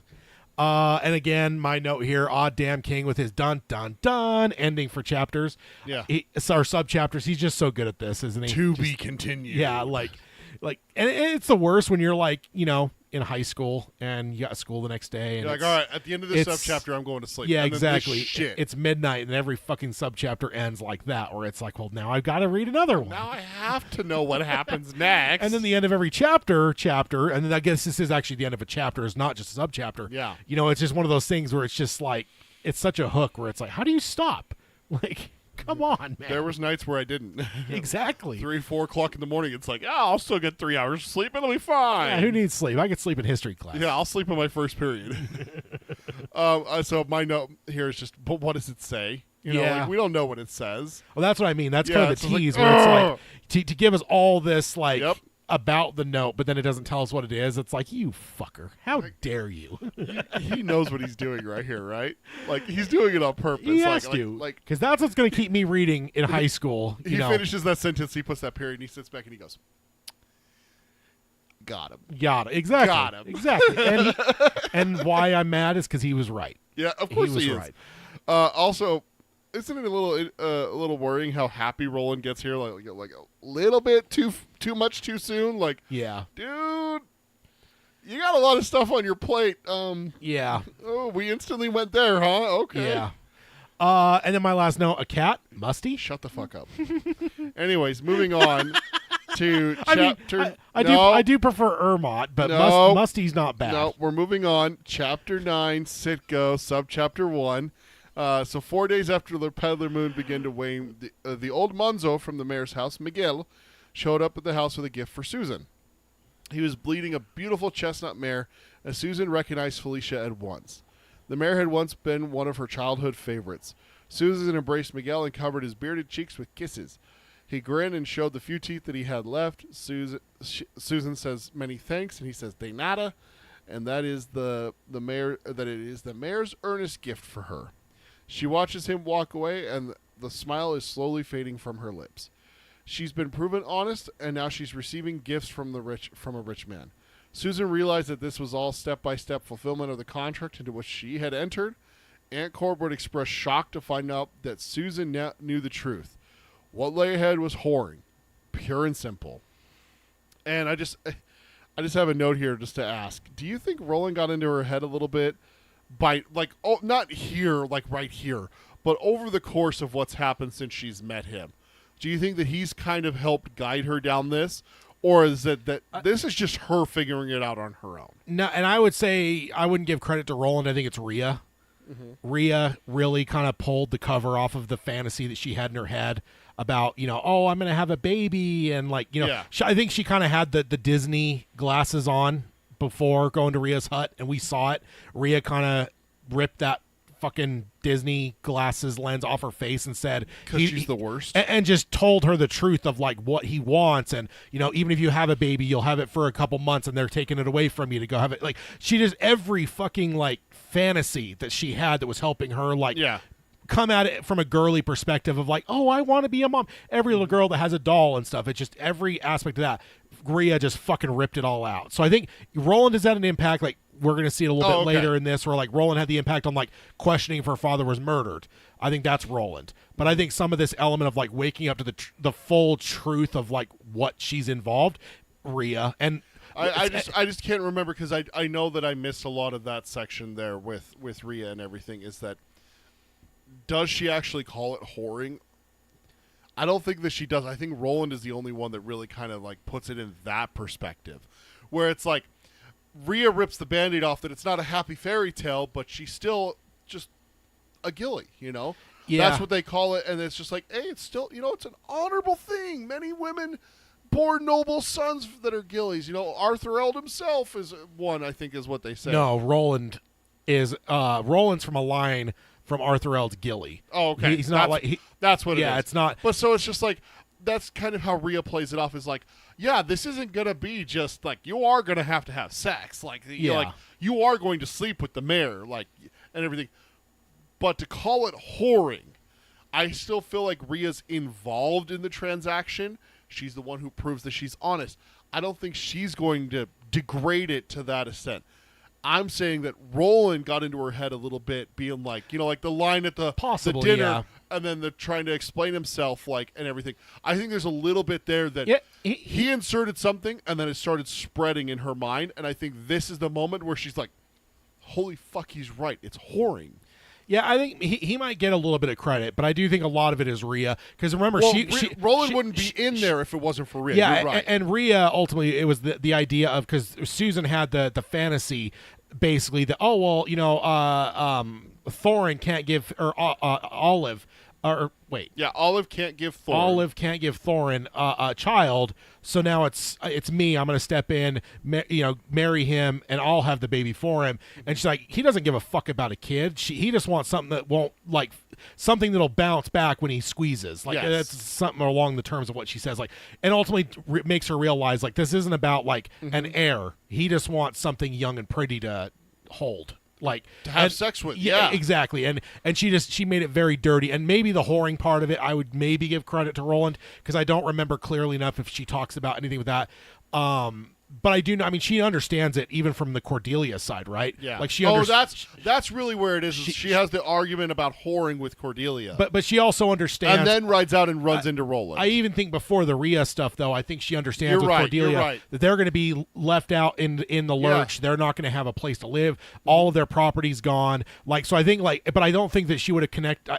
I think it's more of like, okay, I'm helping myself and Cordelia, and I'm going to be able to, like, help the mayor have his son. And then Rhea rips a whole portion out of the way. And then now when she's looking at it from the bare perspective of he just wants a young girl, and wait, we're getting paid for it too. I think part of it is her, and then Roland is obviously going to put an exclamation point on it. I think Roland's saying what he said at the dinner, the propriety. Propriety, is that what he says? I'm surprised you know the word. Yeah. I think that got under her skin, but then that, and then the showdown with Cordelia over, like, the shirts and shit like that. That really sent her over the edge, because I forgot about that, because she calls it whoring then. Yeah. So this isn't the first time that she's thought about it in that But light. I think this is probably the first time that she's seen a direct present and associated it with whoring. Even though this is the second horse she's gotten from him. Yeah, because the first one probably was in the earliest stages when it was still like, oh, they're like, we're going to get helped out, but, like the tit for tat. Like, he's going to help us. I'm going to help him get a kid. And, like, it just feels a little bit more pure because she had the Disney glasses on. But then she went and saw Rhea. then she went and saw Rhea. Roland added to it, and then now this is the first really big. I mean, she got the jewel at the dinner and stuff, but this is a big fucking gift. Horses are not cheap. This would be a big thing where it's like, especially in Hambry. Yes. So I think this is the first time where it's like, oh my god, like yeah, she's like it really kind of sinks in. Yeah. And everything. Also, my next question: do you think the horses stay with Cordelia or go with Susan after the marriage? Because there is a separation here. Yeah. I know I keep saying like they're going to help us. They're going to help us keep but it's like she's going to live at Seafront with the mayor. So it's like no, they actually talk about that. That's my note here. So this isn't a marriage. Remember, this is a Gilly. She's going to go to him. She's going to be with him until she conceives. They talk about this at some point, and I don't know if this is a spoiler, but I think it's Rhea that talks about it. She's going to be with Thorin until she gets with child, and then she's going to go back home, have the child, raise him for a few years, and then when he's old enough to learn, then they're going to take her son and send him to Seafront, and he'll live with the mayor, and she will stay with Susan with Aunt Cordelia for the rest of her life. Yeah, she won't see her son then after that. So I wonder the horses are, to answer your question, yes, the horses are returned and they are her property now. But it's not a marriage. Yeah. Like, this isn't going to be like second wife, kind of thing. She's not going to live in Seafront, and her and Olive are going to be sister wives. I think she might live in Seafront quite a bit just because. I think that Thorin might be doing some stuff to prevent her from getting pregnant just so he can keep having his way with her. Not to mention he is older, and it is a bit harder to it is a little bit slide one past the goalie when you get a certain age, so. Oh my God, Tad! What? Slide one past the goalie. I just got you to. Tad's got a way of putting things. I just got you to face palm, and you're turning red now, sir. That's one way of putting it, sir. Jesus Christ! Who the hell's doing this subchapter? Is it me? Is it me? Okay. Look at that! I'm shaking you a little bit. Yeah, that one got me. Aunt Cord was at the kitchen window and called out something passing cheery about how the horse was a good thing and caring for her would give her less time for her megrims. Susan felt a hot reply rise to her lips and held it back. There was a wary truce between the two of them since the shouting match about the shirts, and she didn't want to be the one to break it. That's the one where she first mentions, like, this is whoring. Yeah. Because if they had one more fight, Susan felt that she might just snap. She stabled her horse, rubbed her down, and fed her. While Felicia was munching on some oats, dry, by the way. Also, I'm just saying, if she's going to snap, in my mind, I might do it. Just do it. I want to see what happens, because I really hate Cordelia, man. I really do. While Felicia was munching on some oats, Susan examined her hoofs. She didn't care for the iron the mare was wearing, and took her father's shoe bag off from the nail by the door, and walked the 2 miles to Hookie's stable and fancy livery. Feeling the leather bag bang against her hip reminded her of her father so much that she felt like crying, because she knew if he could see her current situation, he would be appalled or even disgusted. Worse off, she knew that he would have liked Will Dearborn and he would have approved of him for her. And that was the final miserable touch. Interesting look into where Susan is after the encounter with Roland. She's even closer to breaking, and her thoughts seems to constantly be circling back to her dad. Yeah. Which we know is a very troubling thing for her to be thinking about, especially with what Roland asked. Yeah. Like, you sure he wasn't murdered? You know, Yeah. it's like, oh, God. And so now she's constantly thinking about him. Even here, like, thinking about Roland, she thinks about how her dad would have approved of him. So her dad is still there, lingering, always there. Yeah. And I remember the first bit with Rhea kind of marveling that her dad was still such an open wound. The way that she reacted to Rhea mentioning him, because his death was 5 years ago.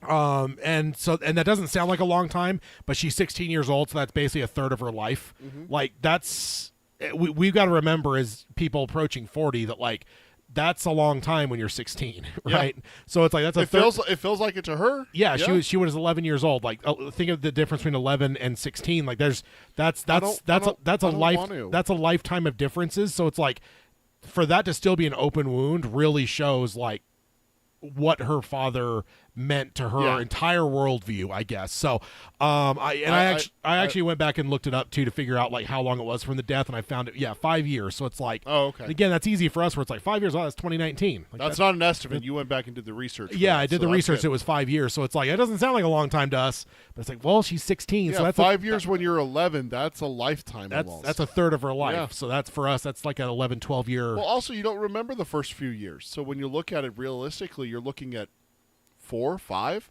yeah, to exactly. 16. So it's even So you're- less. yeah, you're talking more than- almost closer to half. Yeah, more than a third easily. Yeah. So yeah, I find it interesting, and you're mentioning the same thing where it's just like how important her dad Yeah. seems, because it's not like this is a fresh death where like they just buried him 6 months ago. Like no, this has been a while, man. And I'm not saying that losing people doesn't continue to hurt, but it fades a bit over time, and the fact that it hasn't, and it's still, because like again, I just remember how violently she reacted when Rhea mentioned her dad. It was just like, whoa, that's kind of surprising. Like that's a surprising reaction. Yeah. For someone that's lost her dad that long ago. I wonder if part of it is the fact of her now living home environment. I mean, think about it. Like, okay, so you lose you lose a parent at 11. You still live at home with the other parent and everything like that. But she doesn't have mom to No. comfort her. She has Cordelia. She has lovely Cordelia, who has been this kind of bitch her entire life. Like, Yeah. here, literally gets a horse. She's doing everything she can to provide for the two of them. One of them is this one that's providing is a child, and she says, "Oh, well, it's a good thing you got that. It'll keep you busy, you little bitch." You know, Yeah. basically is what she's saying. Like, Yeah. oh, she's terrible. Yeah. I mean, yeah, it's gonna hurt because it's one of those things where it's like it happens in Harry Potter once where something almost happens to Harry, and he literally thinks about it for years because each book is like a school year, right? Yeah. One thing happens at the end of one book, and then he's like, God, if it had just gone a little bit differently, this is what my life would be now. Yeah. I think that's where she's at. It's like, God, if my dad just hadn't died, I wouldn't be stuck with this bitch. Yeah. I bet you that's a large part of it, is that the how can the wound heal if it's constantly getting ripped open again? Yeah, that's You true. know? It's true. Mike does have something for you in the chat, too. I don't want to see it.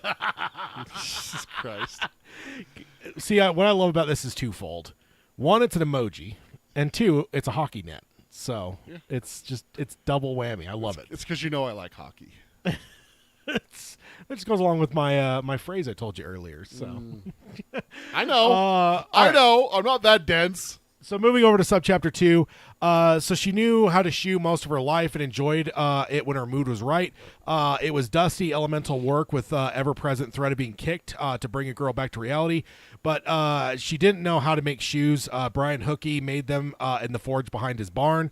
She picked out 4 new ones and that were the right size while enjoying the smell of horses and fresh hay. She noticed not a single hole in Hookey's stable.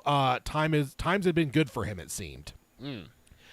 So my note here, I've rarely, if ever, been around horses, but my grandpa did leather work and often did things like saddles. So he was around horses a lot more. One thing he imparted to me from a very young age was the healthy respect bordering on fear of horses that you were unfamiliar with, especially because a kick could kill you. So to this day, when I see people around horses, usually on screen, it always makes me a bit nervous, especially when you're behind the horse, because that's what my grandpa always taught me is like, just don't be behind a horse. Like that is the worst place to be. Yep. So my uncle had horses when I was growing up, and he always had me like be extra careful because they didn't know me. yeah, And I was a kid, Yeah. like all right, dude, be extra careful. Stay where the horse can see you so you don't startle them, because that's a lot of times what the kick Yeah. is it's a reflex. Oh my God, something's touching me, so you kick. That's Yeah. the same thing as like, think about if you're in a lake Yeah. and something touches your foot, what's your first reaction? I mean, I'm not in a lake. 'Cause no, you're not, because you're smart. Yeah, there's sea beasts Yeah. in lakes. But to me, in my note, I just have, it's shocking how people treat certain animals. We talk about this all the time, me and you. Bison, elk, moose, where people are like, oh, they aren't dangerous, they're just grass eaters. Let me go touch them. These are some of the biggest freaking mammals on the continent. Yeah. Leave them the fuck alone. Yes. Yes, indeed. Cody says I had a coworker once that had a crushed testicle from being kicked by a horse. Oh, God. Oh. That is Oh! yeah, no thank you. I will stick to playing Red Dead Redemption 2 for my horse experiences. Is that why you shoot your horses? Because you're scared of them? Well, I'm not worried about in the game. If it kicks me in the game, it doesn't hurt, but in real life, If it kicks you in the game, it dies. yes, you die. It's like, have you ever seen that video of the is it a lion attacking a giraffe and it fucking like horse kicks it in the head? I think it kills the lion, doesn't it? Yeah, that's a giraffe's kick is one that will kill a lion. So, yeah. Also, the way that King just slides in the Hoki was doing well by her noticing his roof without holes is such a genius and economical. I counted it was 23 words that King uses to convey to us, who already knows a bit about this whole conspiracy, that Hoki is benefiting. Which makes sense. You know, if you got a bunch of illegitimate horses, you're They gonna gotta have hoofs on them. Yeah, you've got to have shoes on them. I mean, they will have hooves. Yeah. Don't kingpin it. Don't kingpin it. And that tells tells us that the roofs without holes is unique enough that she notices, because that's different than our world, right? Like, I think we would notice a roof with a hole in it because that's kind of unusual in our world. Tad's got a hole in his roof. Like, man, he must be really hard off right now. Yeah, but here it's a lack of holes is the noticeable thing, which tells you that at least in the Hambry area, people aren't necessarily well-to-do. A roof without holes is more unique.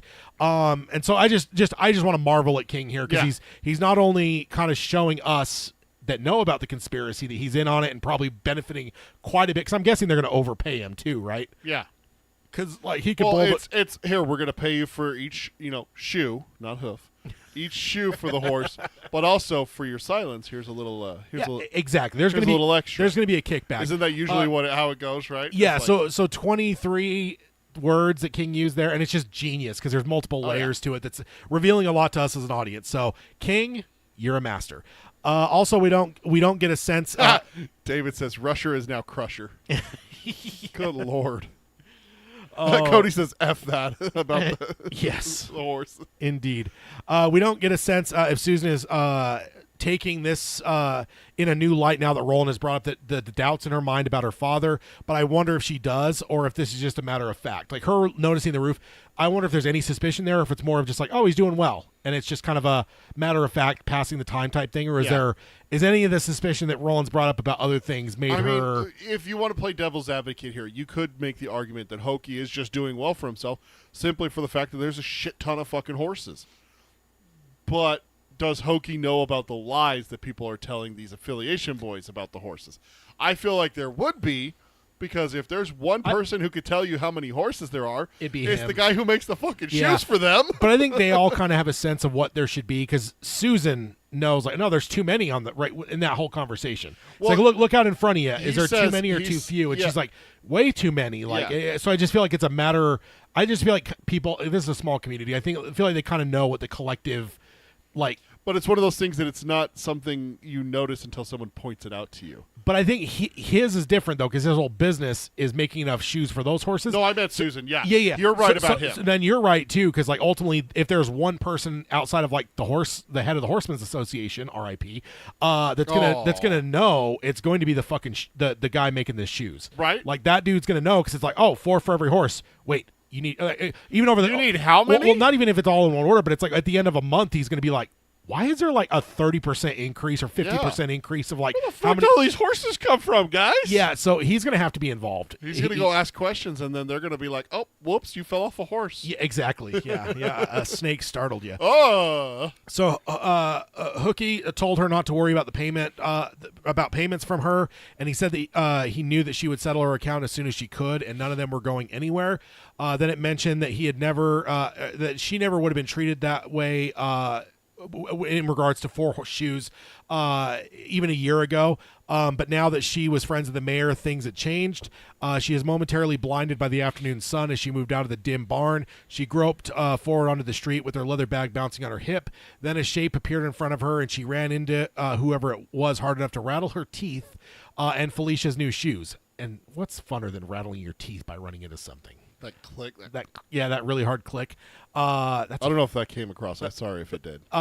She would have fallen, but the strong hand grabbed her by the shoulders. Then, as her eyes adjusted, she realized it was Richard Stockworth. He apologized and asked if she was all right, and she said that she was, and told him not to apologize. She had the urge to kiss him and tell him to give it to Will, and to tell him and to tell him never mind what she had said. And there were 1,000 more where that came from. But she was finally brought to bear as fixing on the image of Richard kissing Will on the mouth made her start to giggle. She then put her hands to her mouth, but it did not help. Alain smiled at her and thought that she thought he must think she was mad, but she did grant that she probably was mad. Then she told him good day and passed on before she could make a bigger fool of herself. He returned her good day as he moved on. I got a note here where you didn't put it in your notes, but when Hoki's writing up Susan's order, he doesn't write it on paper. He writes it on a beam, on a wooden beam of his barn, because paper's too valuable. Can't be used for such a mundane thing as a sail. Yeah, that's true. Like, it's just interesting, like, how they get around the use of paper because it's not as available as it is in our world. Yeah. Imagine giving Roland one of those Costco packs of Post-it notes. Good Lord. So I hate this kind of shit. So when somebody can really use help, they won't find it. But if they're well-to-do and they don't need any handouts, that's when suddenly everyone gives them everything for free. You hear about this in our world, too. That's my note. That's my note. You literally see it all the time with rich people in our world. It drives me mad. Yeah, and they don't charge them. It's like, dude, they're fucking rich. They can afford it. Like, no. why are you giving? There was one celebrity. I can't remember who it was, but someone. And it got caught on video. Like, someone happened to be recorded. Mike saying the gift bags and award shows, and it reminds me there's a Sopranos episode where they are two of them go to California and they meet some real actors that are in the show and shit, and they get mentioned that way. Oh yeah, this bag for this award show is like $30,000, and they end up robbing her, and it's like this old like golden age like actress. She's like in her 70s, but they end up robbing her for $30,000 basket. Yeah. It's like, that's the reality though. Yeah. They'll be given like gift baskets that are more than some people make in a year. I remember this. I remember this video where this it was some rich guy, some actor or some celebrity, or maybe it was a sports player. And the owner of the restaurant comes over and is like, we're going to give you your meal for free. Thanks for coming in. We're such big fans. And he's like, no, we're not doing that. And he goes, what? He goes, I'm paying for everyone. And he like paid for like, seriously, like 14 tables around him. Yeah, that's what you do. As one should. That's what you should do if you're a fucking billionaire. Like, fuck that shit. Like, get out of here, man. Yeah. You make more than I will make in 17 lifetimes. Pay the fucking bill. Yeah. God damn it. Ooh, it irritates me. Also, my next note, you got to love the natural flashbang of moving from the dim inside of the building to sunlight. I got a chuckle when I read your note about this earlier, and it still tickles my funny bone. A natural flashbang. It is. We all know what it's like because we know what it's like because we work in a big warehouse with very little natural light. Very few windows. And so when you walk out the door, it is just it's blinding, which is the old thing about eye patches, right? With pirates, That's why they had one. That's why they had the eye patch. They got to go from above deck to below deck, and they've got to be able to. You switch the eye patch to the other eye. Yeah. So finally, a bit more with Alain. We mentioned in the last episode we were finally starting to get a little bit more from him. Once again, we see him now doing something that I would have assumed if we would have seen this a little bit earlier, it would have been Roland or Cuthbert doing it, not him. I mean, we even saw Shimi doing a freaking task, and Alain still kind of being a back, not a background character, but he was certainly a little bit more on the bench, and it seems like he's getting a little bit more active now, so I love to see it.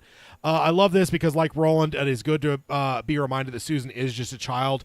This whimsy of imagination and giggling, she is obviously weighed with a lot of adult issues and problems, but she is still a kid, so it's good to be reminded of that. Yeah. So she looked back once she was about 50 yards up the street and he was already gone, but not into hookies, and she was pretty sure of that. She wondered what he'd been doing on this end of town to begin with. A bit later, she was taking the new shoes from her bag and found out there was a folded scrap of paper tucked between two shoes. Before she unfolded it, she knew her run-in with Richard was not an accident. She recognized Will's handwriting from the note in the Shimi bouquet. And it says, Susan, can you meet at Citgo this evening or tomorrow evening? Very important. Has to do with what we discussed before. Please. Signed W, and this is P.S. Best you burn this note. So that's directly from the book. So she burned it at once, and as she watched the flame, she murmured that one word that struck her the hardest: please. So that's the end of the subchapter. My note here, she has the right suspicions for sure, and shows that she is thinking a bit more critically than the average person. I remember thinking of it as a slight gunslinger tendency based on what we had seen earlier with Jake, Eddie, and Susanna through Roland's eyes in the previous 3 books. There's been multiple times where we'd see them like a little bit.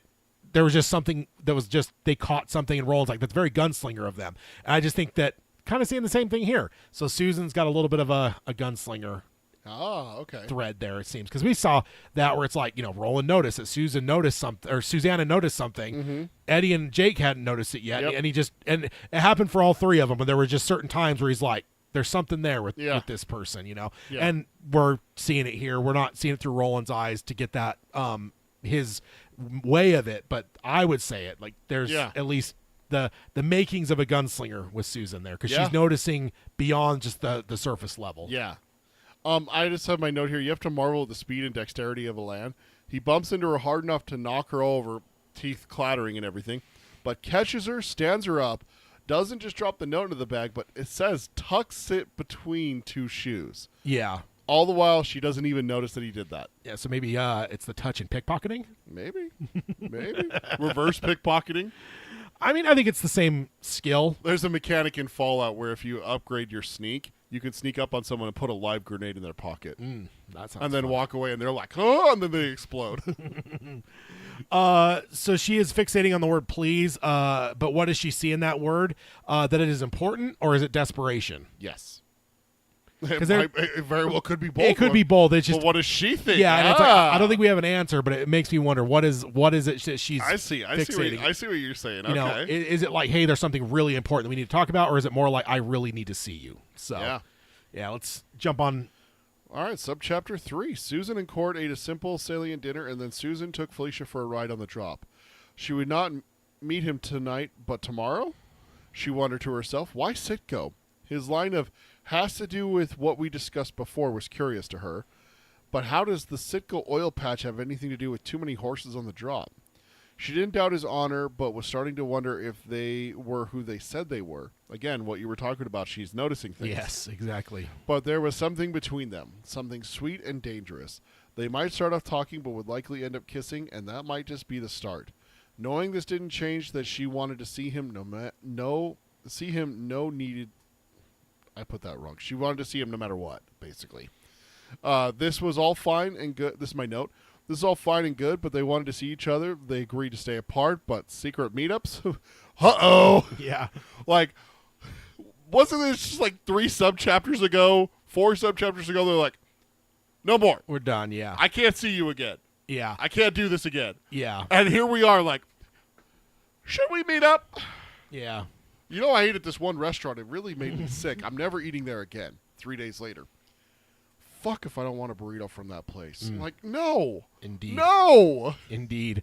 And then again, my note, quite astute of Susan. I even said very trig of her to be questioning their identities. Yeah. Again, she's not just Johnny come lately damsel in distress. She's got there's a wisdom and an intelligence to her that is way beyond her years of being 16 years old. I mean, I know she's dealing with a lot of adult shit, but she's adjusting. She's adapting. She's not just like throw her hands up and God, I hope somebody could save me. No, she's got something between the old ears there, and I appreciate it. And it's not just one. That's the nice thing I like about this is that you pointed this out in your subchapter. There was something, and now there's something in my subchapter. Yeah. So it's an ongoing theme with her. Yeah. So it's not just like a one-off where you can just like draw conclusions like we do sometimes. Like, yeah. I wonder if this means this. No, obviously we have example A and B so far. Yes. Right here in 2 subchapters, and that's not the only ones either. Yeah, indeed. So going on, Susan sat astride her new horse that the mare was using to pay for her virginity and watched the sun swell. For the first time in her 16 years, she was truly torn by indecision. All that she wanted stood against all that she believed of honor. Her mind roared with conflict. All around her, it felt like a rising wind around an unstable house, and she knew it was cog rowing. She felt blind like when she left the barn for the bright street. Natural flashbang. At one point, she cried in silent frustration without realizing it. She had never been a religious girl, so instead of praying to the gods, She prayed to her father, and an answer came. And I had to put this in. This is a direct quote from the book. I love this. Let Ka mind itself, the voice in her mind said. It will anyway. It always does. If Ka should overrule your honor, so it will be. In the meantime, Susan, there's no one to mind it but yourself. Let Ka go and mind the virtue of your promise, hard as that may be. That's the end of the quote.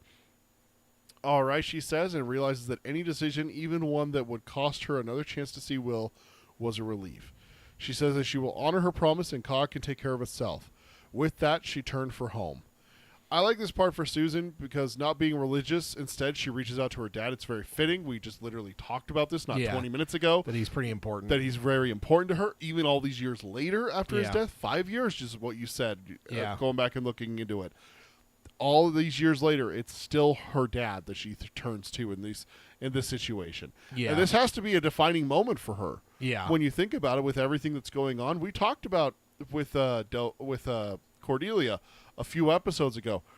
If she dishonors them and breaks her promise, they could potentially be turned out on the street or worse. Yeah, there's consequences. There's real world consequences. There's serious consequences for sure. Now Cordelia might make those out to be a lot worse than they actually might be. It's very possible. She seems like the type of person who would exaggerate that kind of shit. So my next note, I always like the idea of people praying to something other than any kind of god. It's always interesting to me because it just subverts normality. Like it's just not what you normally expect. But so anytime it happens, it's very rare. But you do see it every once in a while, and I always love it because it's unique. It is. I don't know. It's unique. It's great. My next note, but this answer doesn't really jive with her head. At least the second part doesn't. She learned from him that Ka would blow in and nothing could stop it. So I feel like the mind your virtue of your promise is purely her projection of what she thinks her dad would say. It doesn't. That's a good point. Those two, like that when what you just read there, those don't jive to me. Those feel like two separate people. And I'm like, I really feel like it's like her guilt or her perception of how her dad, because like it's kind of like I think of like Ned Stark, right? Like everyone was like, oh, Ned Stark is the 9 episodes. They don't get ahead of yourself. They spent telling us how honorable he was, but then in the end, he does basically forsakes honor to try to save his kids. Yeah. In the end, like that's his last thing. So it's like 9 episodes, and then it leaves that moment where it's like he doesn't stand on honor. He stands on I'm going to save my children. And it's funny because very few people know that. So even his legacy ends up being like he's this honorable person. And I don't know. This just feels like there's always like okay, you could view someone a certain way, the way everyone views Ned Stark, but like, and everyone the way she views her dad, but it's like, is that the reality, or in a certain circumstances would he be like, no, fuck your honor, like you need to do what's for you, right? Yeah. I just feel like that's something a dad would say to a daughter more so than like, well, you made your bed, now you gotta lie in it, kid, you gotta go fuck this old man, like just I just don't see that. I feel like it's her, okay, like I feel like that's her like complex that she's built about her dad's. You're projecting what you want, but like almost like in a self-flatulating way where it's just like, you know, I deserve this in a way, and so now it's like this voice of her dad, which we know this isn't forced ghosting, like this is ultimately coming from her own subconscious, and I just feel like there's part of this that's truly her dad where it's like, Ka's gonna do what it will, there's nothing you can do to fucking stop it. That feels like what we've heard from her dad already, but that last bit of like mind your honor, like whatever, like that just doesn't, and I'm not saying that he would be like, oh, dishonor yourself, but I don't know that I know it's hard to fully wrap what I'm trying to say, but it's just, I don't know, it's her projection of her dad, I think. And then, so that's where my note is just like, should we be worried now, or do you think she could stick to her decision here? I mean, my answer, not a chance. I hoped that they would follow through with it, but I never believed it for a second. Like, that's just, that's the way I went into this whole thing, where it's like, I hope they could just break this, go their separate ways, and everything's fine. But it's like, that's probably not what's going to happen here. So subchapter 4, the next day was Sand Day. And that's what I had to look in my hard copy, make sure it wasn't a typo there. You have a note about that. The traditional Cowboys' day of rest. Roland's Tet took the day off as well. Cuthbert said it was fair enough since they didn't know what the fuck they were doing in the first place. On this particular Sand Day, their 6th since coming to Hambry, another time thing there. Cuthbert was in the upper market. The lower market was cheaper, but too fishy smelling for his liking. Looking at brightly colored serapes. He was trying not to cry because his mom had a serape and it was a favorite of hers, and thinking of how it flowed behind her when she rode filled him with homesickness so strong that it was savage. And then I got a direct quote here. Arthur Heath, Roland's calm eye, missing his mama so bad his eyes were wet. It was a joke worthy of, well, Cuthbert Allgood. So that's just great. Sanday, not Sunday. Kindle doesn't have a lot of typos, but it does have typos. So I checked my hard copy. It was indeed Sanday. I don't know how I've never caught that before. I've never have either. I was like, even in the audio. Yeah, I know. I'm like, audio, I should have heard it, but I've never Sanday, tracked Sunday? that. Yeah, I've never tracked it. It sounds very similar, though. Yeah, maybe that's why. Then my next note, I think the hair is a distinct line in the sand of how Cuthbert is acting about shit. He's a lot more insolent now. Like, there's just... Oh, you're talking about the hair found on Roland? On Roland. Like, okay. Because I said that, I'm like, does his whole... Because we had that conversation where Alain was more questioning. It was before the hair. Mm-hmm. And Cuthbert was just kind of like chilling, being quiet, not really getting involved. And I remember pointing that out. I think it was in the spoiler section where it was just like, is there a shift here? And then, like, since that hair moment, we've actually seen a different Cuthbert. His whole attitude and disposition not has necessarily changed. like a full-on insubordinate or anything like that, but he's making these comments like the one in your notes here. Yeah. We don't know what the fuck we're doing. I don't know what the fuck we're doing, so may as well take a day of rest. So it's just another thing I want to track as we're moving through here, because like we kind of saw how Cuthbert is acting. There was the hair, and now how is he acting? And we've had a couple instances now where it's like a little bit different. Yeah, it's a bit different. We'll see. We'll keep tracking that. Another time marker, 6 weeks. They have been here. King is doing a good job of reminding us of the clock throughout the story so far. Yeah. Once again, my next note now, a reminder that Cuthbert and obviously all of the boys are still children as well. Yeah, missing his mom. Yeah, that's very human. Yeah. Especially for a 14-year-old kid. Like 14, 15, something like that. Yeah. Out in the real world for the first time.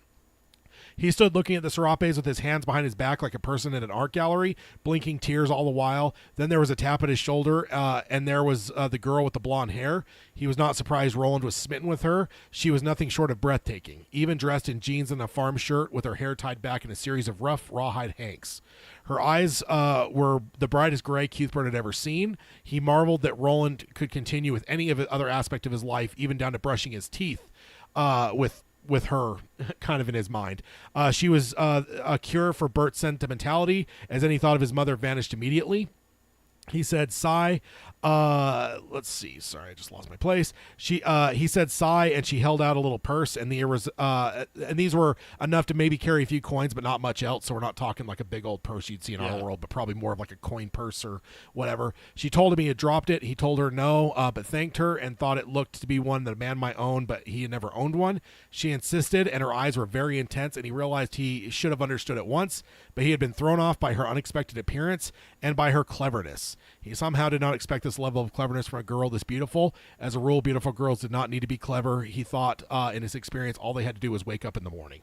Yeah. So I love this viewing her from Cuthbert's eyes and seeing some empathy for Roland through her beauty. Like, that's kind of a cool thing, because we're obviously already starting to see some tension about her, not full on yet, but there's some signs bubbling where there may be some, jealousy or resentment. So it's kind of cool to see him And it's not just from Cuthbert either. Alain has given Cuthbert looks, and they've been like, oh, what the fuck? Yeah, dude? exactly. But Cuthbert's just the more vocal one. Yes. I also wonder if his attitude gets worse from here, as encountering her like this might even make him more jealous. Yeah, see her again. Put her fresh in his mind. Yes, exactly. My next note, do you think this level of cloak and dagger is truly justified, or is this just, as I keep pointing out in this this episode, they're children and they're kind of making it more dramatic than it needs to be? I don't think I don't think they're being dramatic. I think this is the way it needs to be with the way her aunt acts. With them being very well could be killed, according to her, if they even think they're up to something. Yeah. But also at the same time, Cordelia has spies everywhere, remember? I guess that's true. I don't know. It's not just Seafront people we got to worry about. It's mostly Cordelia. Yeah. That's the big thing, is like Aunt Cord is a nosy little bitch. Yeah, that's true. That's true. My last note, Cuthbert's thoughts on Pretty Girl seems unfair, but honestly, I've had similar thoughts. I don't feel beautiful girls, or anyone for that matter. I mean, good-looking men as well are inherently dumb, but I do think in our society it's expected, so some play that up. So I have certainly been surprised before by someone that I underestimated by judging a book by its cover. I even think of like Gronkowski. Like, Yeah. you know, like he's like a dumb athlete, kind of the pretty boy. Like he would have been like that popular kid in high school. But Yeah. it's like his whole persona is I'm as dumb as a fucking rock. Yeah. And it's like, do I truly believe he's that dumb?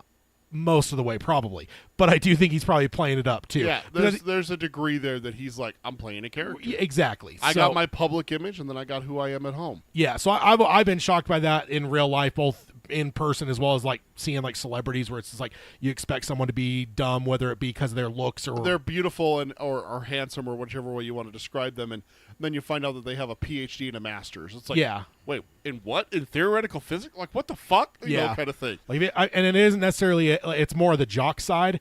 But if you ever want to look up Ivan Drago, I'm blanking on the actor's name. Go look up all of the degrees that guy has. Oh, yeah.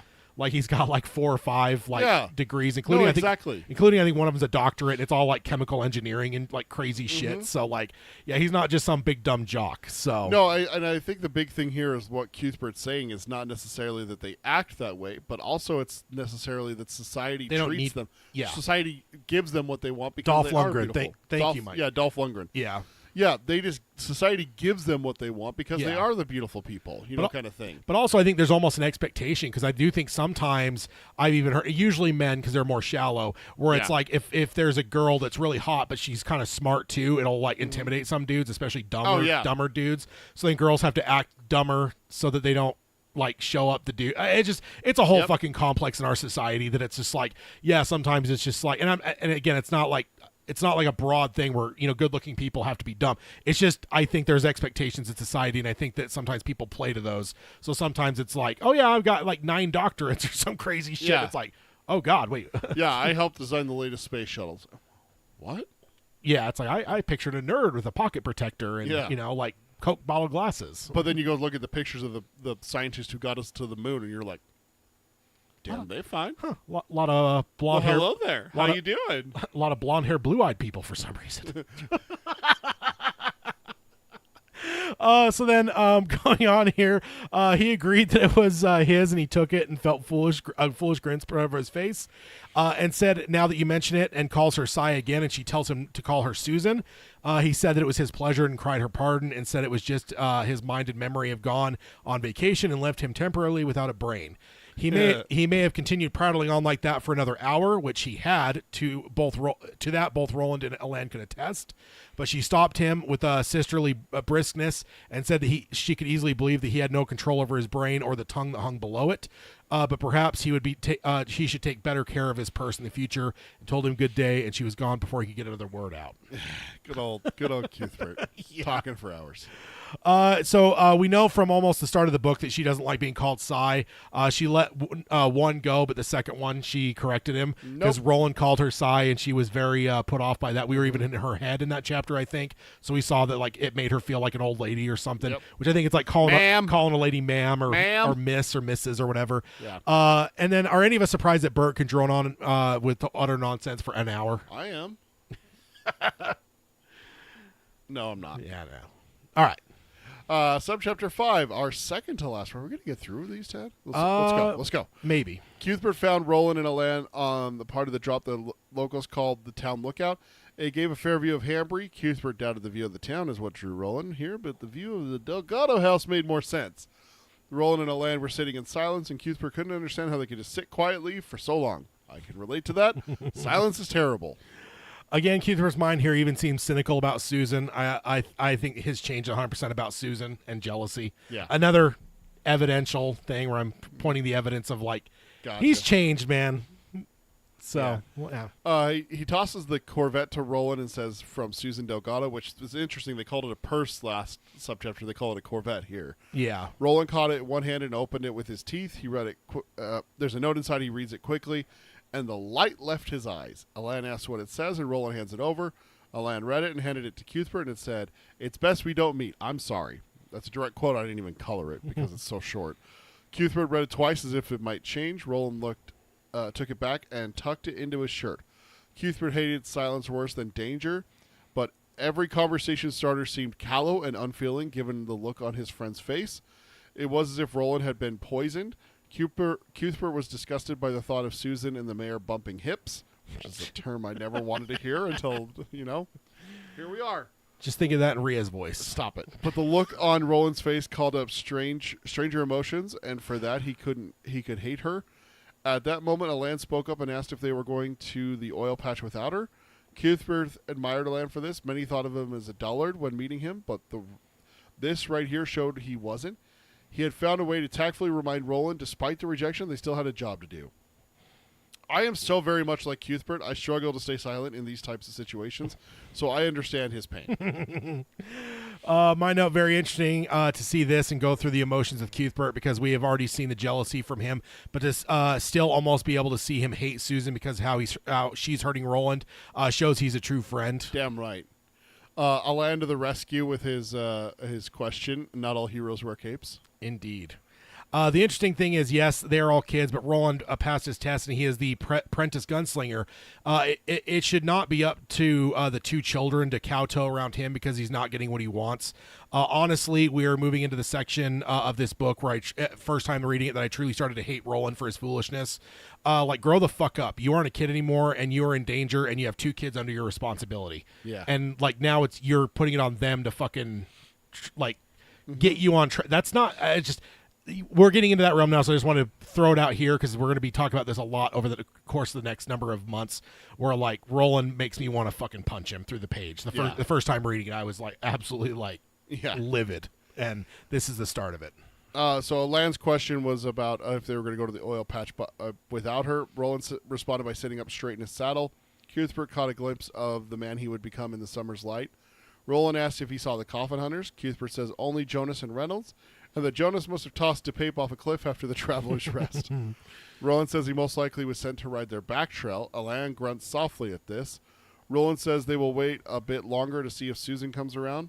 Alain begins to question this, and Roland raises his hand to stop him and says he is speaking as his father's son and not to doubt him. Alain says, all right, and grips his shoulder. Cuthbert would be reserving judgment on if he is acting as his father's son for later. Roland asked if they remembered what Court used to say. Used to say what the maggots like them was their biggest weakness was. Alain quoted in a gruff imitation that made Cuthbert laugh out loud. You run without consideration and fall in a hole. Roland says he plans to remember this and doesn't want to upset the cart unless there is no other choice. Susan may come around, and he believes she would have already said yes if not for other things between them. Alain says he wishes they hadn't been sent there because they were too young. Cuthbert says they did all right at the Traveler's Rest, and Roland says they didn't take them seriously and they won't do that again. Roland says they wouldn't have been sent if their father suspected anything, but regardless they had found it, and now it's too late to worry about it now. They will wait for Susan, as he doesn't want to go near Citgo without a local guide. But if DePape comes back, they might have to risk it, because God knows what he might have found, or what stories he might make up to satisfy Jonas. There might be shooting, Roland says. Cuthbert says he would prefer that to all the sneaking around. Alain asks if he would send another note. Roland says no, and turns for home, and the others follow. So my only note here is I put, oh boy, Roland really is cut out for this, isn't he? Realizes where DePape is and what he's doing, with no indication from the others that he was even thinking about this. He knows that when he gets back, things could go sideways real quick, but at the same time, he's being careful and remembering what Court taught him. Big strides to show that he isn't just some lovesick puppy. He is a gunslinger. Young, sure, but made of a real metal. Yeah, for sure. He is not all lovesick moron, but there is certainly a shade of that in him, though. Oh no, there's not to say that his judgment isn't a little bit clouded. Yeah. But to say that he's just some lovesick puppy and just like some idiot just only going off of that is not the case here. No, we get examples in this subchapter and a couple back with the horses as well. Yeah. Yeah. Also, Cuthbert with his Han Solo line about straight up fight instead of all that sneaking around. Hell yeah. The fact that Roland has to justify that he's speaking as his father's son means that he knows that there is a question to be had about his real motivation. So at least he's self-aware as well. Yeah. And my last note, also Cuthbert internally saying he would judge if Roland is acting as his father's son, again proves to me that Susan The Susan discovery has 100% changed his disposition toward Roland. Interesting that I've never noticed that before this book club. That's why I love these book clubs. Yeah. I don't know, because again, I think I've even always would have missed that earliest debate where Cuthbert was just kind of like chill, not saying a lot. Where did it happen? And it was Alain, and it's like cool. Like it's just cool. That's why I love these book clubs. Absolutely. I do think we're going to skip subchapter 6. Let's jump to the spoiler section. Okay. We'll get to, and it's funny because when I was doing the prep on this and trying to figure out where we were at, like it was like we started like at between percentages, so it was like half. Yeah. So it was like when I got to it, I even made this document. I had it going through 5, and then I was like questioning where I was at in the half at the end, and I was like, maybe I'll add 6 because it's short. But so it's just funny that we ended up not needing 6. Yeah. It was I had it right the first time. All right, let me go ahead and there we go. Warning, spoilers ahead. Warning, spoilers ahead. Warning, spoilers ahead. I don't have a pedal for spoilers. Yeah, so we're in the spoiler section now. If you've not finished the 7 primary books, you may want to cry off and listen to this later, because we are now entering the spoiler section. Real fast before we talk about our 2 spoilers, David says, I know this is not what happened, but it's funny to imagine Susan coming up to him in the market and just yelling, "Hey, you forgot your purse, sissy."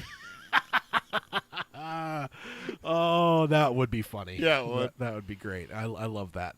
I have one spoiler question. In the first subchapter of this episode, we got our most extensive lay of the land of the Box Canyon. This is certainly King setting it up so that when the finale comes of this Hambry section, he doesn't have to waste time and kill the tension or action by explaining the canyon's layout. Yeah. He's essentially setting the stage now for when that moment we all know as full readers that are rereading, we all know how this ends and why each part of it. That's why my Yes. note is that awesome foreshadowing to show how Roland forms his plan.